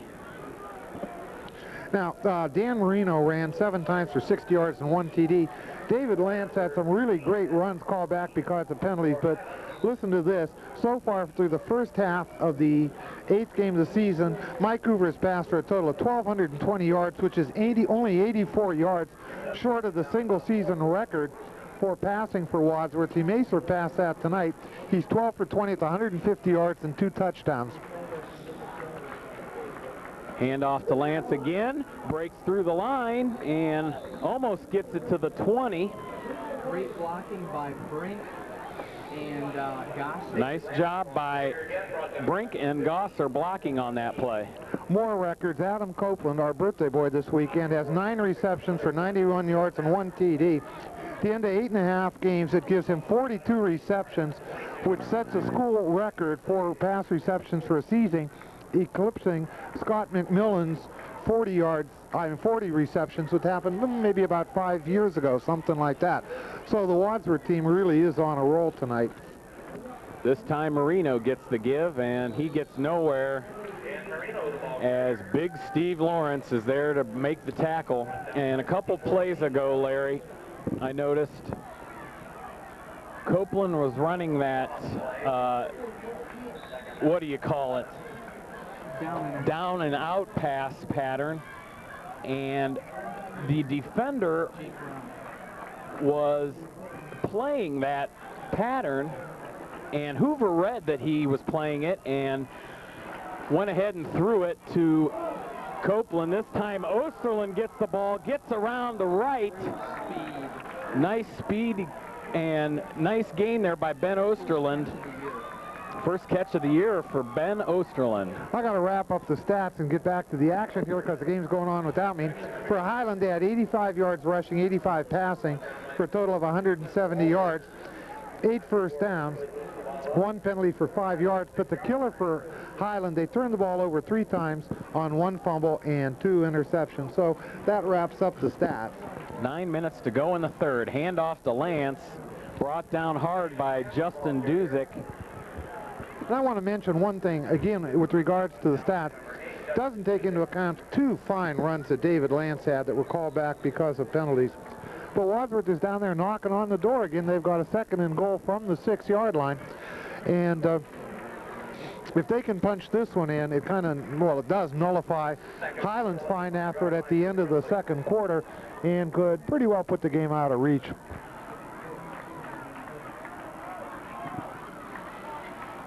Hoover gets it to Marino, and Marino was wide open with plenty of running room around the left, and they faked out the entire Hornet defense for another Grizzly touchdown. Sometimes you have great runs and sometimes you don't have to, and this run by Dan Marino was not a great run because it didn't have to be. The faking was so great. The whole Highland team bought the fake on the right-hand side of the line, and Marino literally walked into the end zone. In fact, he could have crawled in if he wanted to, except his knee would have been down and they'd have called the play dead. Galpert's 4th extra point attempt up and good. 31-7 Grizzlies, 8:19 remaining in the third. You know, Galpert's having a career night too. I mean, that's 4 extra points and a field goal. Hasn't missed anything. And it looks like that Wadsworth is really rolling towards their 5th victory of the season. Going back to what I may confuse some people on, to make a long story short, Hoover did a great job of reading the defense back a few plays on a reception to Copeland, and he read the defender well and got the pass off for a nice completion. We were saying, Sean, at the beginning of the year, this was a very young Wadsworth team, and you were wondering when they were going to grow up, and I think they grew up in that Norton game. That's when they found themselves, realized they could do it, and this is an entirely different team than we saw at the beginning of the year. Now, granted, Highland is not an opponent of the caliber of the Falls, let's say, or Medina, but in a way, I'd like to see a couple of those games over again. The one I'd like to see over again is Green. I think there'd be an entirely different outcome in that game. But as we mentioned in the first half, no matter what happens this year, and it still looks like Wadsworth is going to have a good shot tying for the conference championship, making the playoffs, next year should be a great year for Wadsworth, particularly the offense. Really no business losing that Green game. Came out with a 14-0 lead and just kind of laid down after that and let Green's running game take over. Another ground ball kick by Galpert, fielded by Adam Snook. Finds some running room, gets past a couple special teamers of the Grizzlies until he's finally brought down at the 32 of Wadsworth. Nice run back. Beautiful run back, and you got to give a lot of credit for hanging in there, playing almost like center fielder or free safety. If you watch this, there's nothing fancy here. Comes up at the point of attack. There's just a whole good blocking by the Highland special teams. The quick cut outside, and now it's just a foot race between him and Galpert. Galpert doesn't actually make the tackle, but he does slow things down enough to stop the play. 44-yard return. Brown with the give to Duzick up the middle. He gets nowhere. I'll tell you the way that Galpert's been kicking off the Highland. If I were the Highland coach, I think I'd put Omar Vizquel back to field the ball because every one of them have been ground balls pretty much up the middle. Just won his 5th gold glove. Yeah, Omar just won his 5th gold glove, so he'd be able to field them. 6 gold gloves, I believe, in a row. Huh? 2nd and 9 for Highland on the Wadsworth 33. Wadsworth defense a little confused. And you see the results of that as Ben Linsky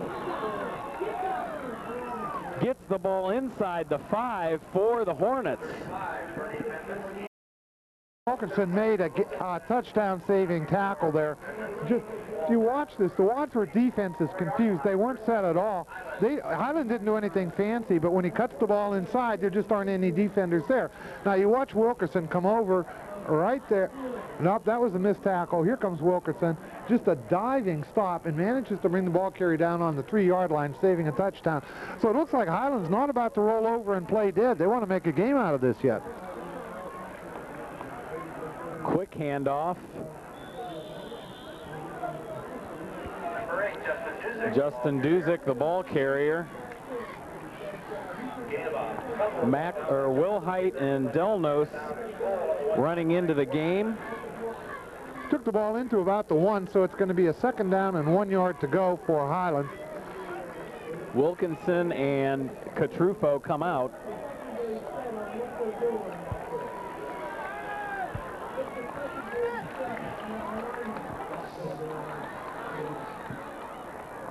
Fumble.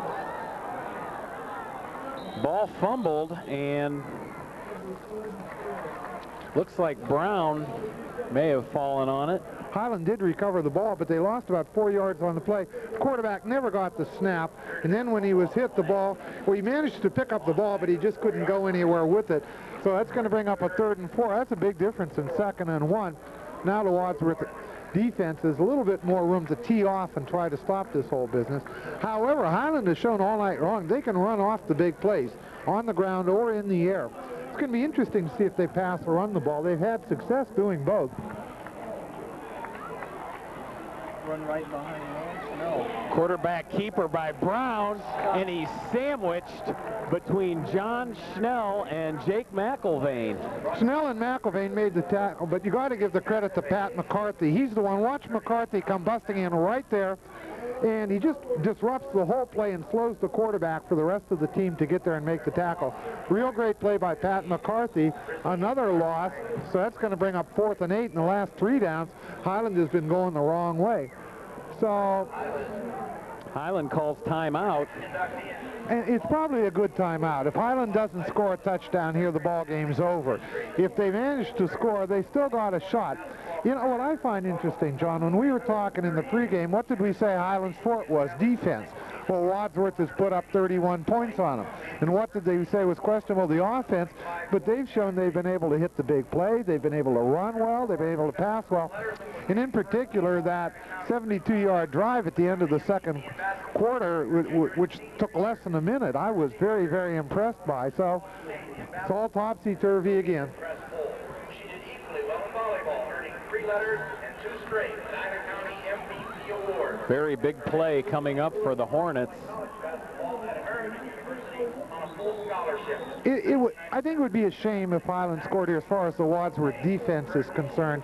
This is not what you want to do after taking a commanding lead. So I think these kids are fired up. They've got a lot of incentive right here to stop it all right now. Only one back for Highland. Brown, straight drop back, finds Annabelle. Pass tipped away by Jeff Hanna. Incomplete. It was an incomplete pass, no, and that was a great defensive play by Jeff Hanna. The quarterback looks back. He's looking for a quick pop. That was all covered. Great defense by Wadsworth. Throws the ball. It might have been thrown out of the end zone, but anyhow, Hanna went up and blocked it. So either overthrown or whatever. It was a great defensive play. And give the Wadsworth secondary a lot of credit for covering all the receivers. Quarterback basically had nowhere to throw the ball. And so now things look a little better for Wadsworth as they take over 1st and 10 on about the 8-yard line with 5 minutes to go in the 3rd quarter. Grizzlies are going to run it up the middle a la David Lance, and they get it to about the 10. I don't know what's going on in the coaches' heads right now, but I wouldn't be surprised that deep down in their own territory if they just start running the ball. The clock is as much Highland's enemy as Wadsworth is right now. You don't want to turn the ball over deep. That's about the only thing that could get you back in trouble. So just try to punch it out with some runs. That would be my guess is what's going to happen. And the way I predict, Wadsworth will throw a pass on this play. Split backs and receivers. Osterlin, Copeland, the receivers. That's going to be a holding call on Wadsworth, I think. Where the flag was thrown and who threw it, it's going to be holding.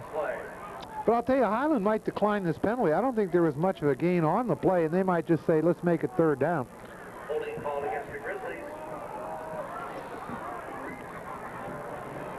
Holding, Wadsworth, decline. So that's going to bring up 3rd down and about 8 yards to go. And the ball is down on approximately Wadsworth's 10-yard line. Penalty is declined. That makes it 3rd down and 8. Ball remaining in the Ryan Gosser brought the play in. His call here. Maybe look for that draw. Statistician Scott Callahan, so if it doesn't work, blame him.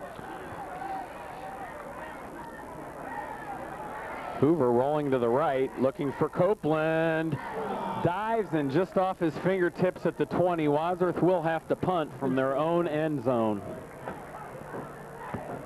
First incompletion of the half to Hoover. 1, 2, 3, 4, 5. He's 5 for 6. Hoover 5 for 6 so far here in the second half. David Lance back to punt for the Grizzlies, averaging about 30 yards per punt. And guess what we're going to bring you now, ladies and gentlemen? The Wadsworth exclusive, how high the punt goes. First punt of the night for the Grizzlies, low snap. Great. Lance gets off a nice one, and John Chupka for Highland just goes down on one knee as he makes the catch. And Highland has the ball in very good field position at the Wadsworth 37. It was a 28-yard punt. The hang time was 2.8 seconds, and that ball feet in the air. Exclusive Wadsworth Cable TV, how high the ball goes.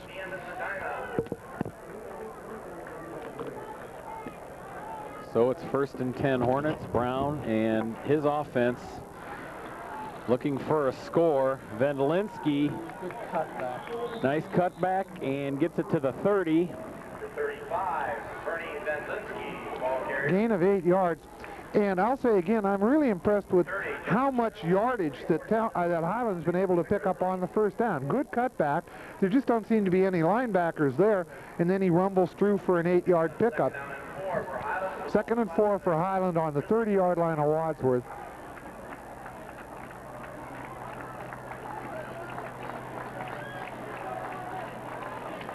Vendlinski gets it again, runs around the right. Gains about 4, and that should be a first down for the Hornets. Almost the same play, running it to the right that time, and pretty much the same results.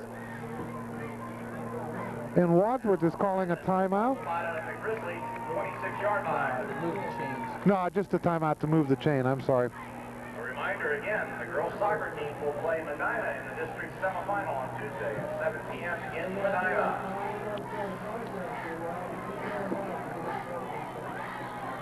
Number 8, nothing. He was Justin Duzick got nothing on that run. It'll be 3rd down for the Hornets. Number 8, Justin Duzick, ball carrier. Schnell and Delnos were in on the tackle. John Schnell for the Grizzlies. It's going to bring up a 2nd down and 10 for Highland. And I'll tell you, Highland has not been lacking in opportunities tonight to get the ball in the end zone. They've only managed to capitalize once, but here particularly in the second half, they spent a lot of the time playing in Wadsworth territory. In fact, I think Wadsworth has only run 3 plays. 2 minutes to go in the 3rd. Brown finds an open receiver, and ball, even though it was tipped by Matt Four. Well, I'll tell you folks at home, that was one spectacular catch. Four was there. The receiver breaks behind Four, but Four recovered enough to bat the ball. And watch this. Now at this point, the receiver's breaking behind Four. Quarterback throws it, doesn't quite get it far enough. Four goes up, tips the ball, but a great recovery by the receiver. It makes for a completion. Yeah, you can't really fault Four on that. I wonder if he would have caught it had it not been tipped. Yeah, but you can't say things like that. You got to tell him, tip the ball. Oh, I know. I'm just... Yeah. This time, Vendlinski really doesn't gain any yardage. Gosser was on him as soon as he got the handoff. But as we said before, Highland's pretty much playing this whole 3rd quarter in Wadsworth territory. There's only 1 minute and 13 seconds to go. There they are on the 6-yard line again. They can't score. Matt Delnos, another tackle on that last play.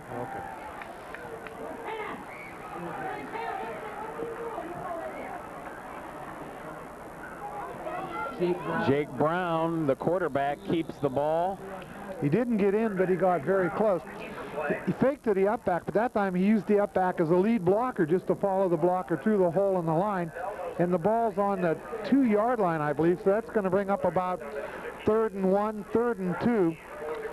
32 seconds left to go in the third quarter. So this will probably be the last play of the third quarter. We'll see how Highland does. 1.5 yard line.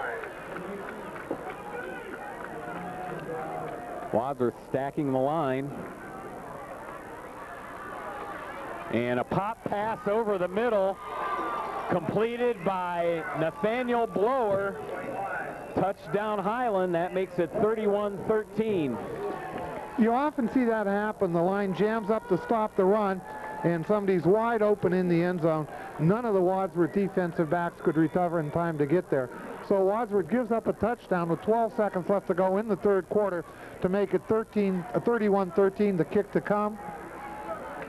And that's Brett Cowan for Highland's extra point, making it 31-14. Remaining in the third quarter, the score, Highland Hornets 14, Wadsworth Grizzlies 31. Well, I think this is one of those situations, every time it looks like Highland's down and out, they come back with a very, very impressive drive to pull themselves back into the ball game.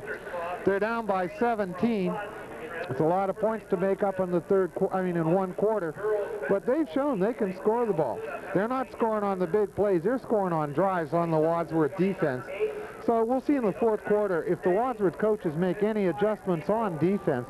But Highland is throwing so many weapons at them, it's kind of hard to figure out what you're going to change. They're running the ball well, they're throwing the ball well, they're moving the ball well. Perhaps some blitzes might be something to help. Run blitzes, let's say, to try to plug up those holes by the linebackers. Back deep for Wadsworth, as usual, Matt Four and Dan Marino. We've got winning tickets for the 50-50. Dan's had a good night tonight, 2 touchdowns.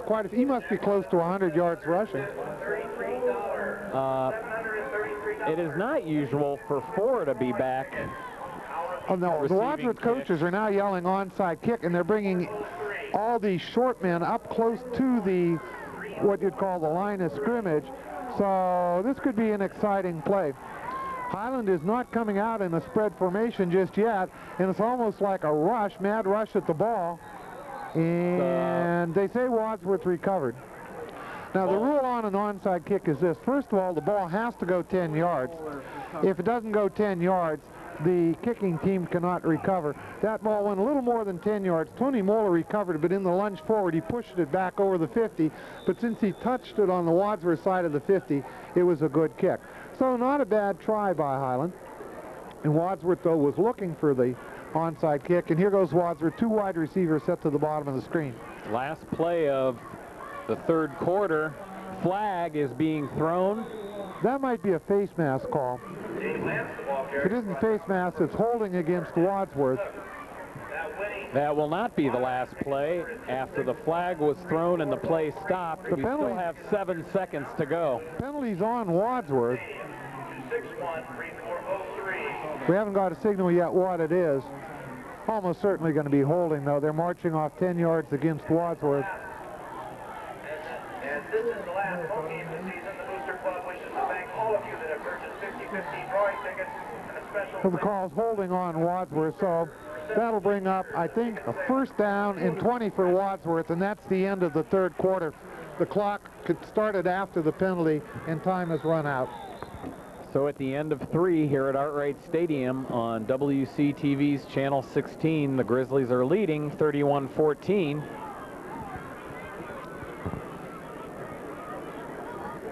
Maybe that isn't the end of the third quarter. The refs are ordering time put back on the clock. They say Wadsworth can run one more play. Evidently, because of the penalty, you couldn't start the clock after the penalty, so this will be the last play of the third quarter. Hoover gives it to Marino. Gets it to about the 44. Now it's the end of the third.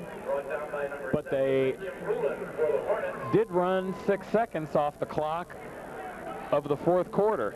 I have a hunch they're going to reset that as Marino makes his cut and short gain. At the end of 3, it's going to be 31-14 Wadsworth. If you missed the opening that we did,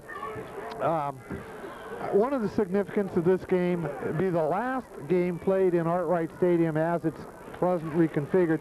Next year, I think Wadsworth will be playing 6 home games instead of 4 this year, and fans should be treated to some new and improved facilities. That's something to look forward to for next year. And come spring sports time, I'll be bringing you Wadsworth Grizzly baseball, also at a brand new facility right behind the high school, and boy, does it look nice. Yeah, if you people haven't checked that one out, that's Billy Goddard's Field of Dreams. Just an outstanding baseball facility. The dugouts are made of cast stone. They've got an all-weather track going around the field.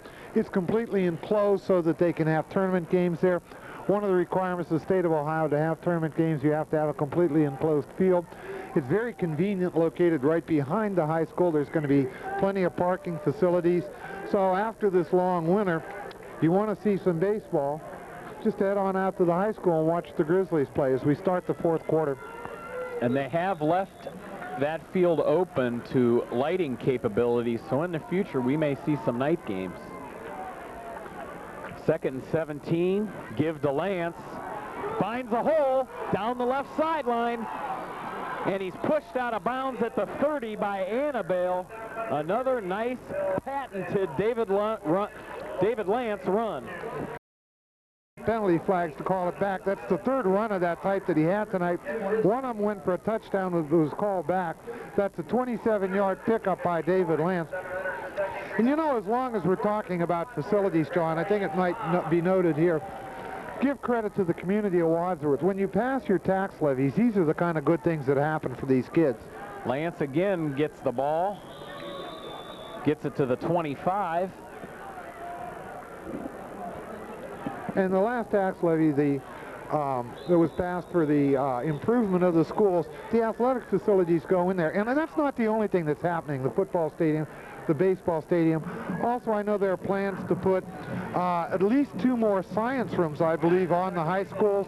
Renovation of schools, renovations of buildings, wiring, optical fibers for computers, the whole business. And like I say, when you pass the levies, these are the kinds of things that makes the entire Wadsworth school system the fine system that it is. Junior, his senior year saw him earn his 3rd varsity football letter as a starting halfback and defensive halfback. He led the team in Medina County in scoring in 1960. Also, Larry, they are constructing new WCTV studios back there by the Cisco lab that they're building. So we'll have a couple new studios also. And I think that's something the WCTV sorely needs. Hand off to Lance, and he bounces off the line of scrimmage and doesn't really get anywhere on that play. Some stats at the end of the 3rd quarter. David Lance has 18 carries for 110 yards. Marino, 12 carries for 69, but he has 2 touchdowns. And when you put on top of that Hoover's passing, I think he's thrown for about 184 yards. This is far and away Wadsworth's finest offensive show of the season. But back to what I was saying about Wadsworth Cable, their facilities certainly aren't adequate now, and that'll really help when the new studio and facilities go in. Pass to Osterland is complete. Gets it into the red zone of the Hornets. I had to laugh at Copeland on that play. He was out there and he was ready to throw a block to spring the whole play, but realized that he was so far behind the ball player that they'd have probably penalized him 20 yards instead of 10. And he just kind of threw up his arms and staggered away from the defender like saying, "Hey, ref, I didn't do anything, I didn't do anything." And it worked. There was no flag called. 10.5 minutes to go in the ball game.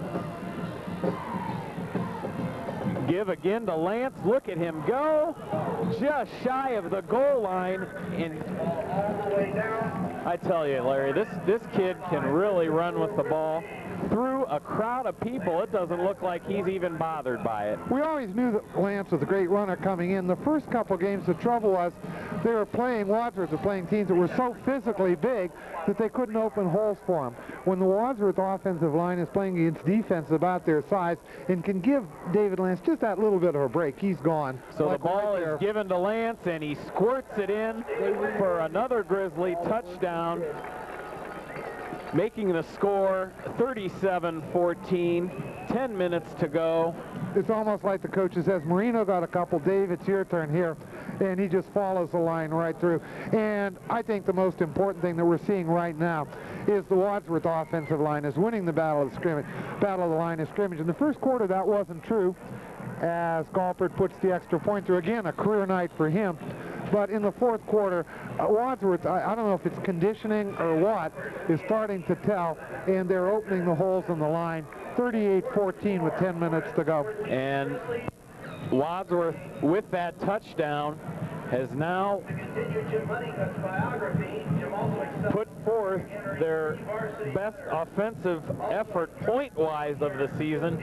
Their previous high in points was 31 when they beat Revere, and now with 38 they have broken that. Again, if you missed some of the comments that we made earlier on, Wadsworth magically popped into 5th place in the computer rankings this week. So if you want to cheer Wadsworth on to the playoffs, what you want to happen, you want Hudson to win, you want Barberton to lose, you want Nordonia to lose, and you want Grafton Midview to lose. It'd be awfully, awfully nice if Copley could win out and Revere could win out the rest of the season.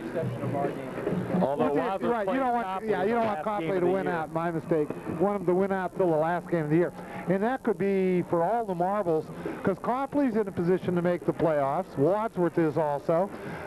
Could be the conference championship on the line. So if you're not doing anything, November the 6th, head on over to Copley Stadium and watch what could be the biggest game of the year for the Grizzlies. The only thing there, Revere, the lone team with only 1 loss overall. Nice kick by Galpert, fielded by an up man, Annabale, and he is met by Pat McCarthy, and you could hear the crunch up here from that one. Pat McCarthy was giving up about 30 pounds on that hit. If you watch this one hurts all the way up here. Here's the back. Oops, here's McCarthy. Pow. 43-yard kick. First down and 10.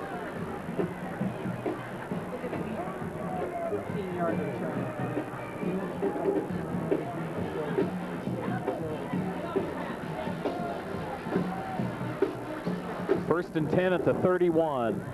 Oh. Hand off to Vendlinski. Hanna is there to bring him down across the 45. And a nice hesitation there by Brown as Vendlinski waited in the backfield and then took the handoff for some positive yardage. And how many times have we said it tonight? On first down, Highland has run off some very, very big plays. The back is injured on this play. It doesn't look to be too serious. See if we can see what happens. Comes through there. It was kind of hard to tell because the end of the play was behind the referees. They're looking at Odlinski right now. Doesn't look like he's hurt too. A helmet and a muscle. And he's running off the field easily under his own power. So Wadsworth has really put on an offensive show tonight, both running and passing. It's far and away their finest effort of the season.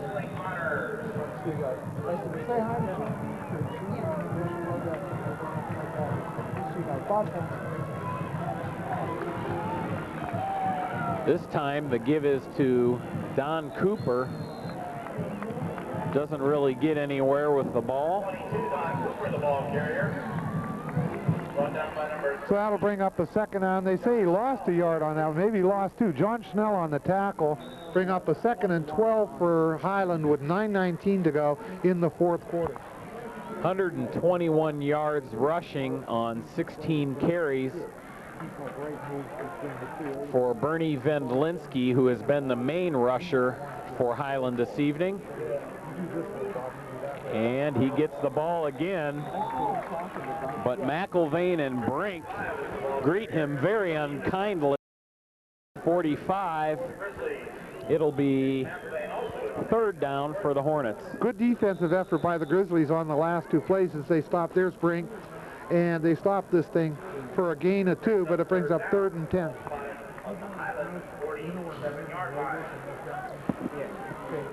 Clock still running. 8.5 minutes to go in the game.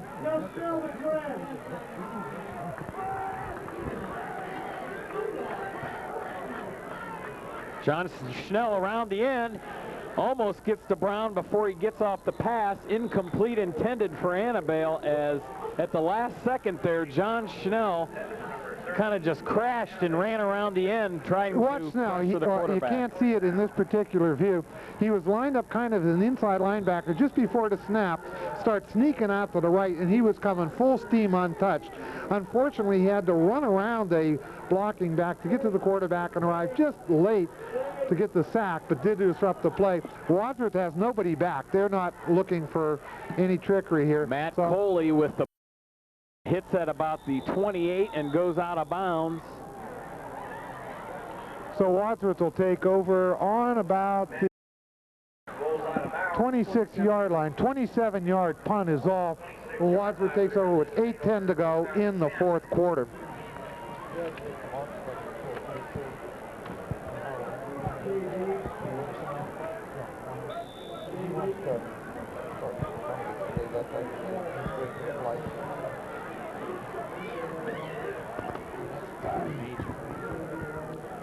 Look for the Grizzlies to keep the ball maybe on the ground, run out some clock here.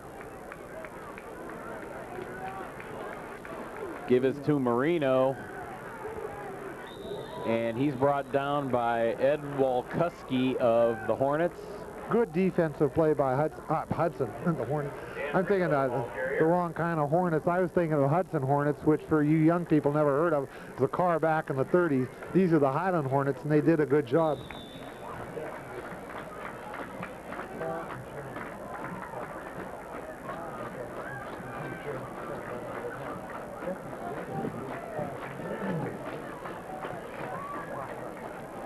Give this time to Lance.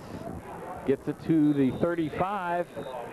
And he might have picked up a first down on that play. 8-yard pickup. And they're going to mark it just about a yard short of the first down as he just bull power running through the line. 137 yards. 137 yards on the night for David Lance. Gets it again, and he gets a couple more. Probably just enough for the first down to keep the clock running and keep Wadsworth with the ball.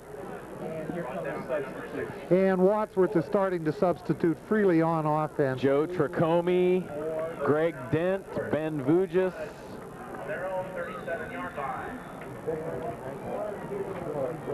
A host of subs coming in. As Wadsworth gets the first down, Coach Greg Dennison letting the extras get some time in. The give is to Dent.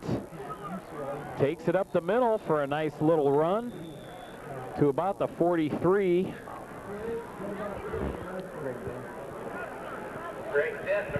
So that'll bring up a second down, and it looks like about 4 for the Grizzlies as more second-team players are coming in. Here comes Copeland back in now.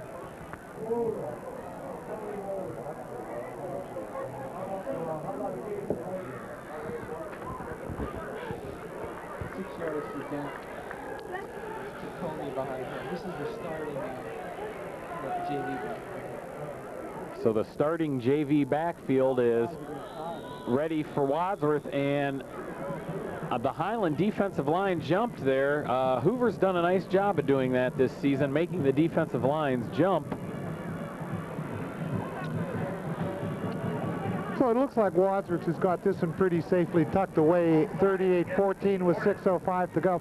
Next week we're going to be out at Cloverleaf and against the Colts, who are right now are 1-6, but playing Norton, so they might come in 2-6. And then in 2 weeks the finale, the big game against Copley. So those are a couple for you fans to look forward to. 1st and 10 Wadsworth. Give is to Dent. He's tripped up across midfield. Coming in, Dent with 10 carries, averaging 8.5 yards per carry.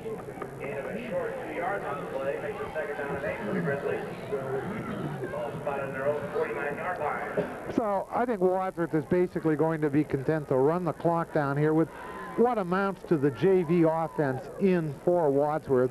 And it's good that these people get some experience, some playing time.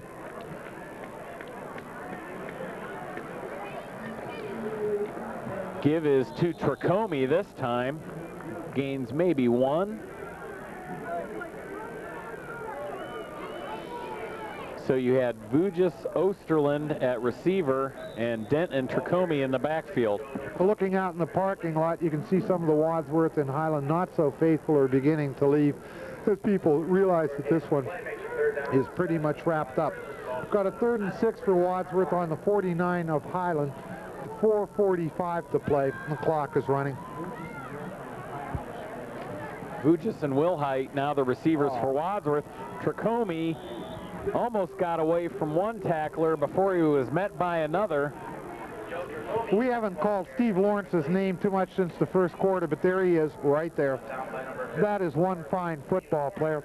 Wadsworth has found ways since the first quarter to basically neutralize him, a lot with the roll-off outs and with some double teams, but he's still there commanding a presence. And Wadsworth is going to punt, I believe. Lance is back to punt. So once again, we'll give you a hang time. Well, Wadsworth was confused, so they're going to call a timeout to try to get things organized. There are only 10 people on the field to play for Wadsworth.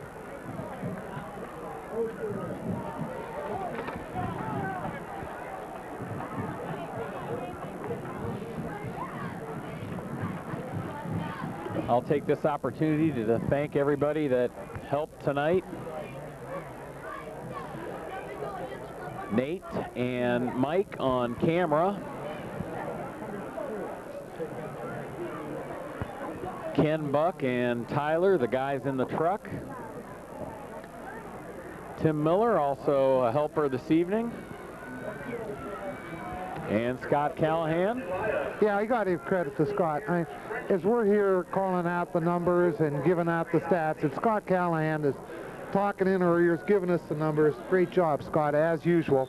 We'll get you the hang time and how high this punt goes by David Lamb. And number 8 for Highland, Justin Duzick, jumped there.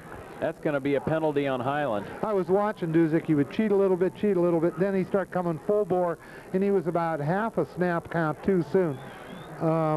Just didn't quite time it right. Oh no, they're calling an illegal procedure penalty against Wadsworth. It was funny because Duzick was clearly offside. What must have happened is one of the Wadsworth linemen reacted to him, and that's a no-no. As tough as it might seem, you got to just stand there and take the hit. You can't move if you're on offense. Here they come again. Lance gets the snap. Very nice spiral kick. And it takes a Wadsworth roll to the 17-yard line of Highland, putting them deep in their own territory with 3 minutes, 54 seconds remaining in the game. That was a 40-yard kick by Lance. The hang time was 3.6 seconds, and the ball went 54 yards in the air. And you got to give a lot of credit to the Wadsworth offensive line for holding out that rush, because everybody knew all the Talmadge players were coming. They did a good job of just clogging things up so Lance could get the kickoff. So we got 3:54 to play. Highland's ball, 1st and 10 on the 17, their own 17. Run up the middle by Highland, and they've tried that a number of times tonight with the very same result of nothing. Wadsworth still has their first team defense in, but at this point in time it almost looks like Highland is saying that's it, we're just going to run out the clock. A couple players coming in for Highland, bringing the play in. 3:24 to go and counting in the 4th quarter.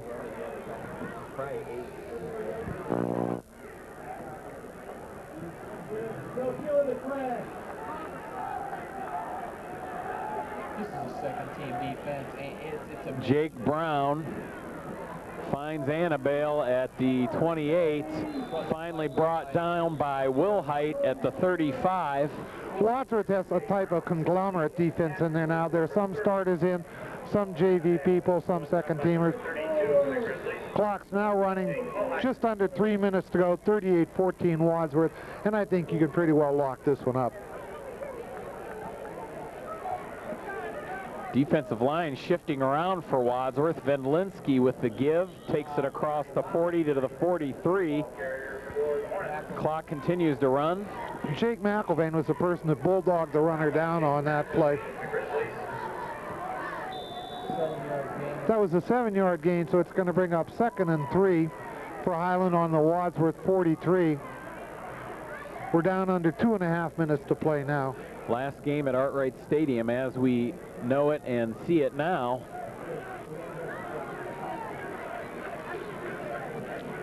Brown fakes the handoff, rolling to his left.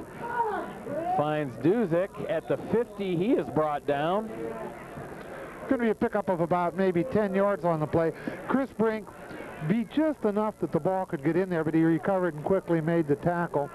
So Highland gets another 1st and 10 just inside Wadsworth territory on they'll probably call it the 49-yard line with 2:01 to play. 133 yards passing now. 133 passing.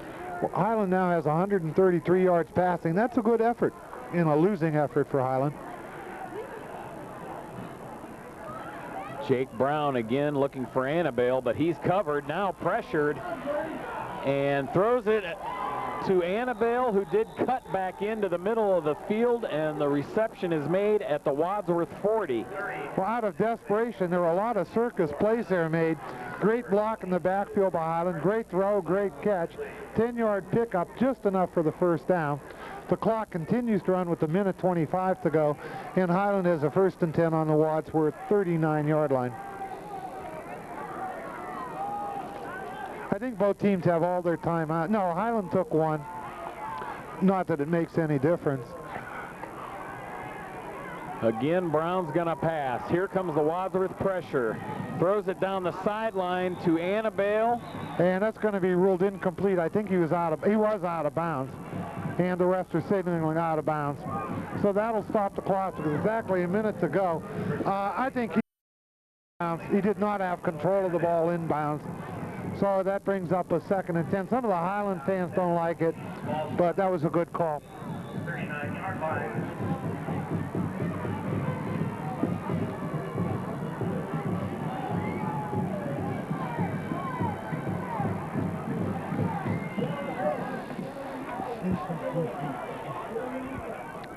Second and 10, Highland. Wadsworth 39. A minute to go. Wadsworth up 38-14.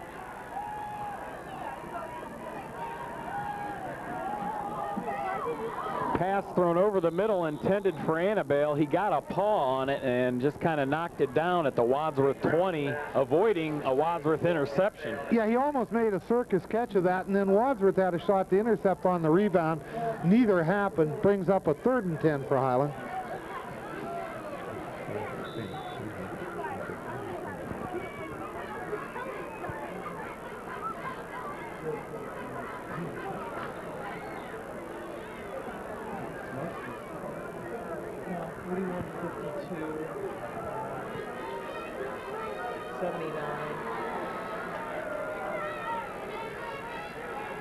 Venelinsky runs around left. Finally met by the safeties of Wadsworth, just shy of the 20. Hannah made the stop, but not until there was a pickup. Good gain by Highland, and Highland takes a timeout, a 14-yard pickup. So it looks like Highland's not going to be content to go in losing 38-14. They want to try to put another score on the board. Now has 43 receptions for the season. That is correct.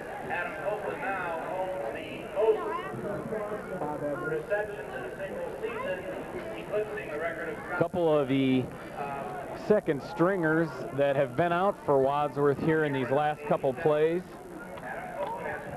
Number 41, Tony Moeller, a sophomore linebacker.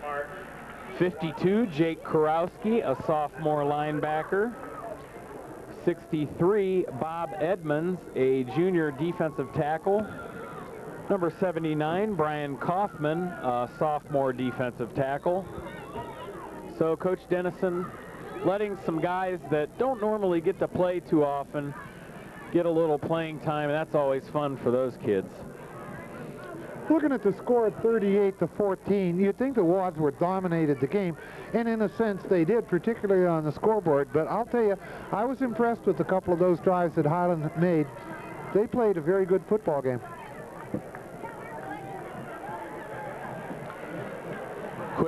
pass and thrown into the end zone. Very nice catch by Annabelle.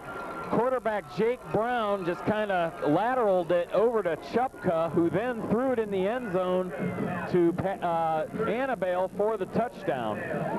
Well, as I said, Highland wasn't content to go in 38-14. They wanted to put another one up on the board, and they did on one of the plays that I've seen all season. A lateral pass and then a forward pass by the running back, and a touchdown.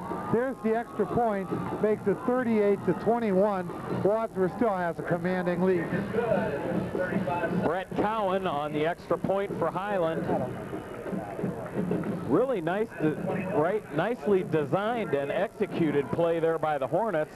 Of course, Wadsworth not playing their strict defense and not having all their starters in there, but nonetheless a nice play. Yeah, another thing, coming in at 2-5, Highland's got nothing to lose. They might as well give the kids a chance to score some points, get their name in the paper, that type of stuff. So it was a good call for the Highland kids and makes them feel a little better about themselves, scoring 3 touchdowns instead of just 2.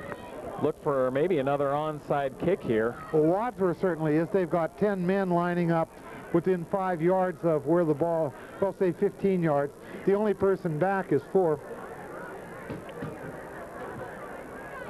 And Highland's doing the same thing they did last time. When they kicked the ball off, they never went into any kind of a spread formation. They just kind of clustered around the kicker in like a rugby scrum, and then down they go. They're just standing there talking it over, and it looks like that's exactly what they're going to do. They've got a couple of the good hands people up front. Brink, Copeland, Dent, or not Dent, Tricomie. They're now in a spread formation for the kickoff, but Wadsworth is having none of it. They're still all up close. And Highland kicks it away. 4. Fields it at about the 13. Finds a hole up the middle, fumbles it. I think Wadsworth recovered. 4 fumbled the ball, just popped right up in the air. I don't know. Looked like Joe Tricomie trounced on that and recovered it nicely.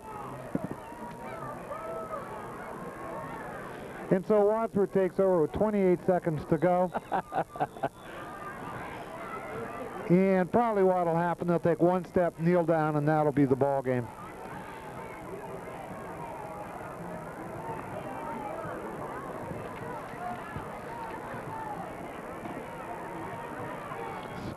Hoover does take it back a couple steps, goes down to a knee, and one of the Highland players kind of giving it to Hoover.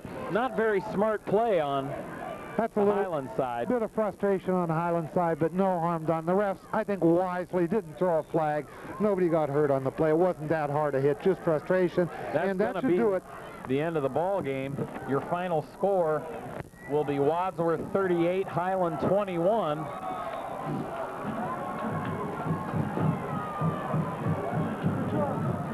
job. Good, you're back at the shop. Yeah. That's the end of the game. Score. Highland Hornets 21, Wadsworth Grizzlies 38. Wadsworth students here for road driving. We'd like to remind you, if you want to drink and drive, drink Pepsi-Cola. Have a great evening, and remember, please think before you drive. Take care of your car. So scoring by quarters in the ball game. In the first, Wadsworth scored 10, Highland none. In the second, Wadsworth 14, Highland 7, thus making the halftime score 24-7. In the third, both teams with a touchdown. And also in the fourth, both teams with a touchdown. So Wadsworth scoring in all 4 quarters tonight, a very balanced offense, making the final score 38-21. Wadsworth started out with a field goal by Sam Galpert, then a run by Dan Marino, and a Galpert kick made it 10-0. A touchdown pass to Adam Copeland, a pass to Chris Brink from Hoover, then a pass to Phil Annabelle from Jake Brown, then a 6-yard run by Marino.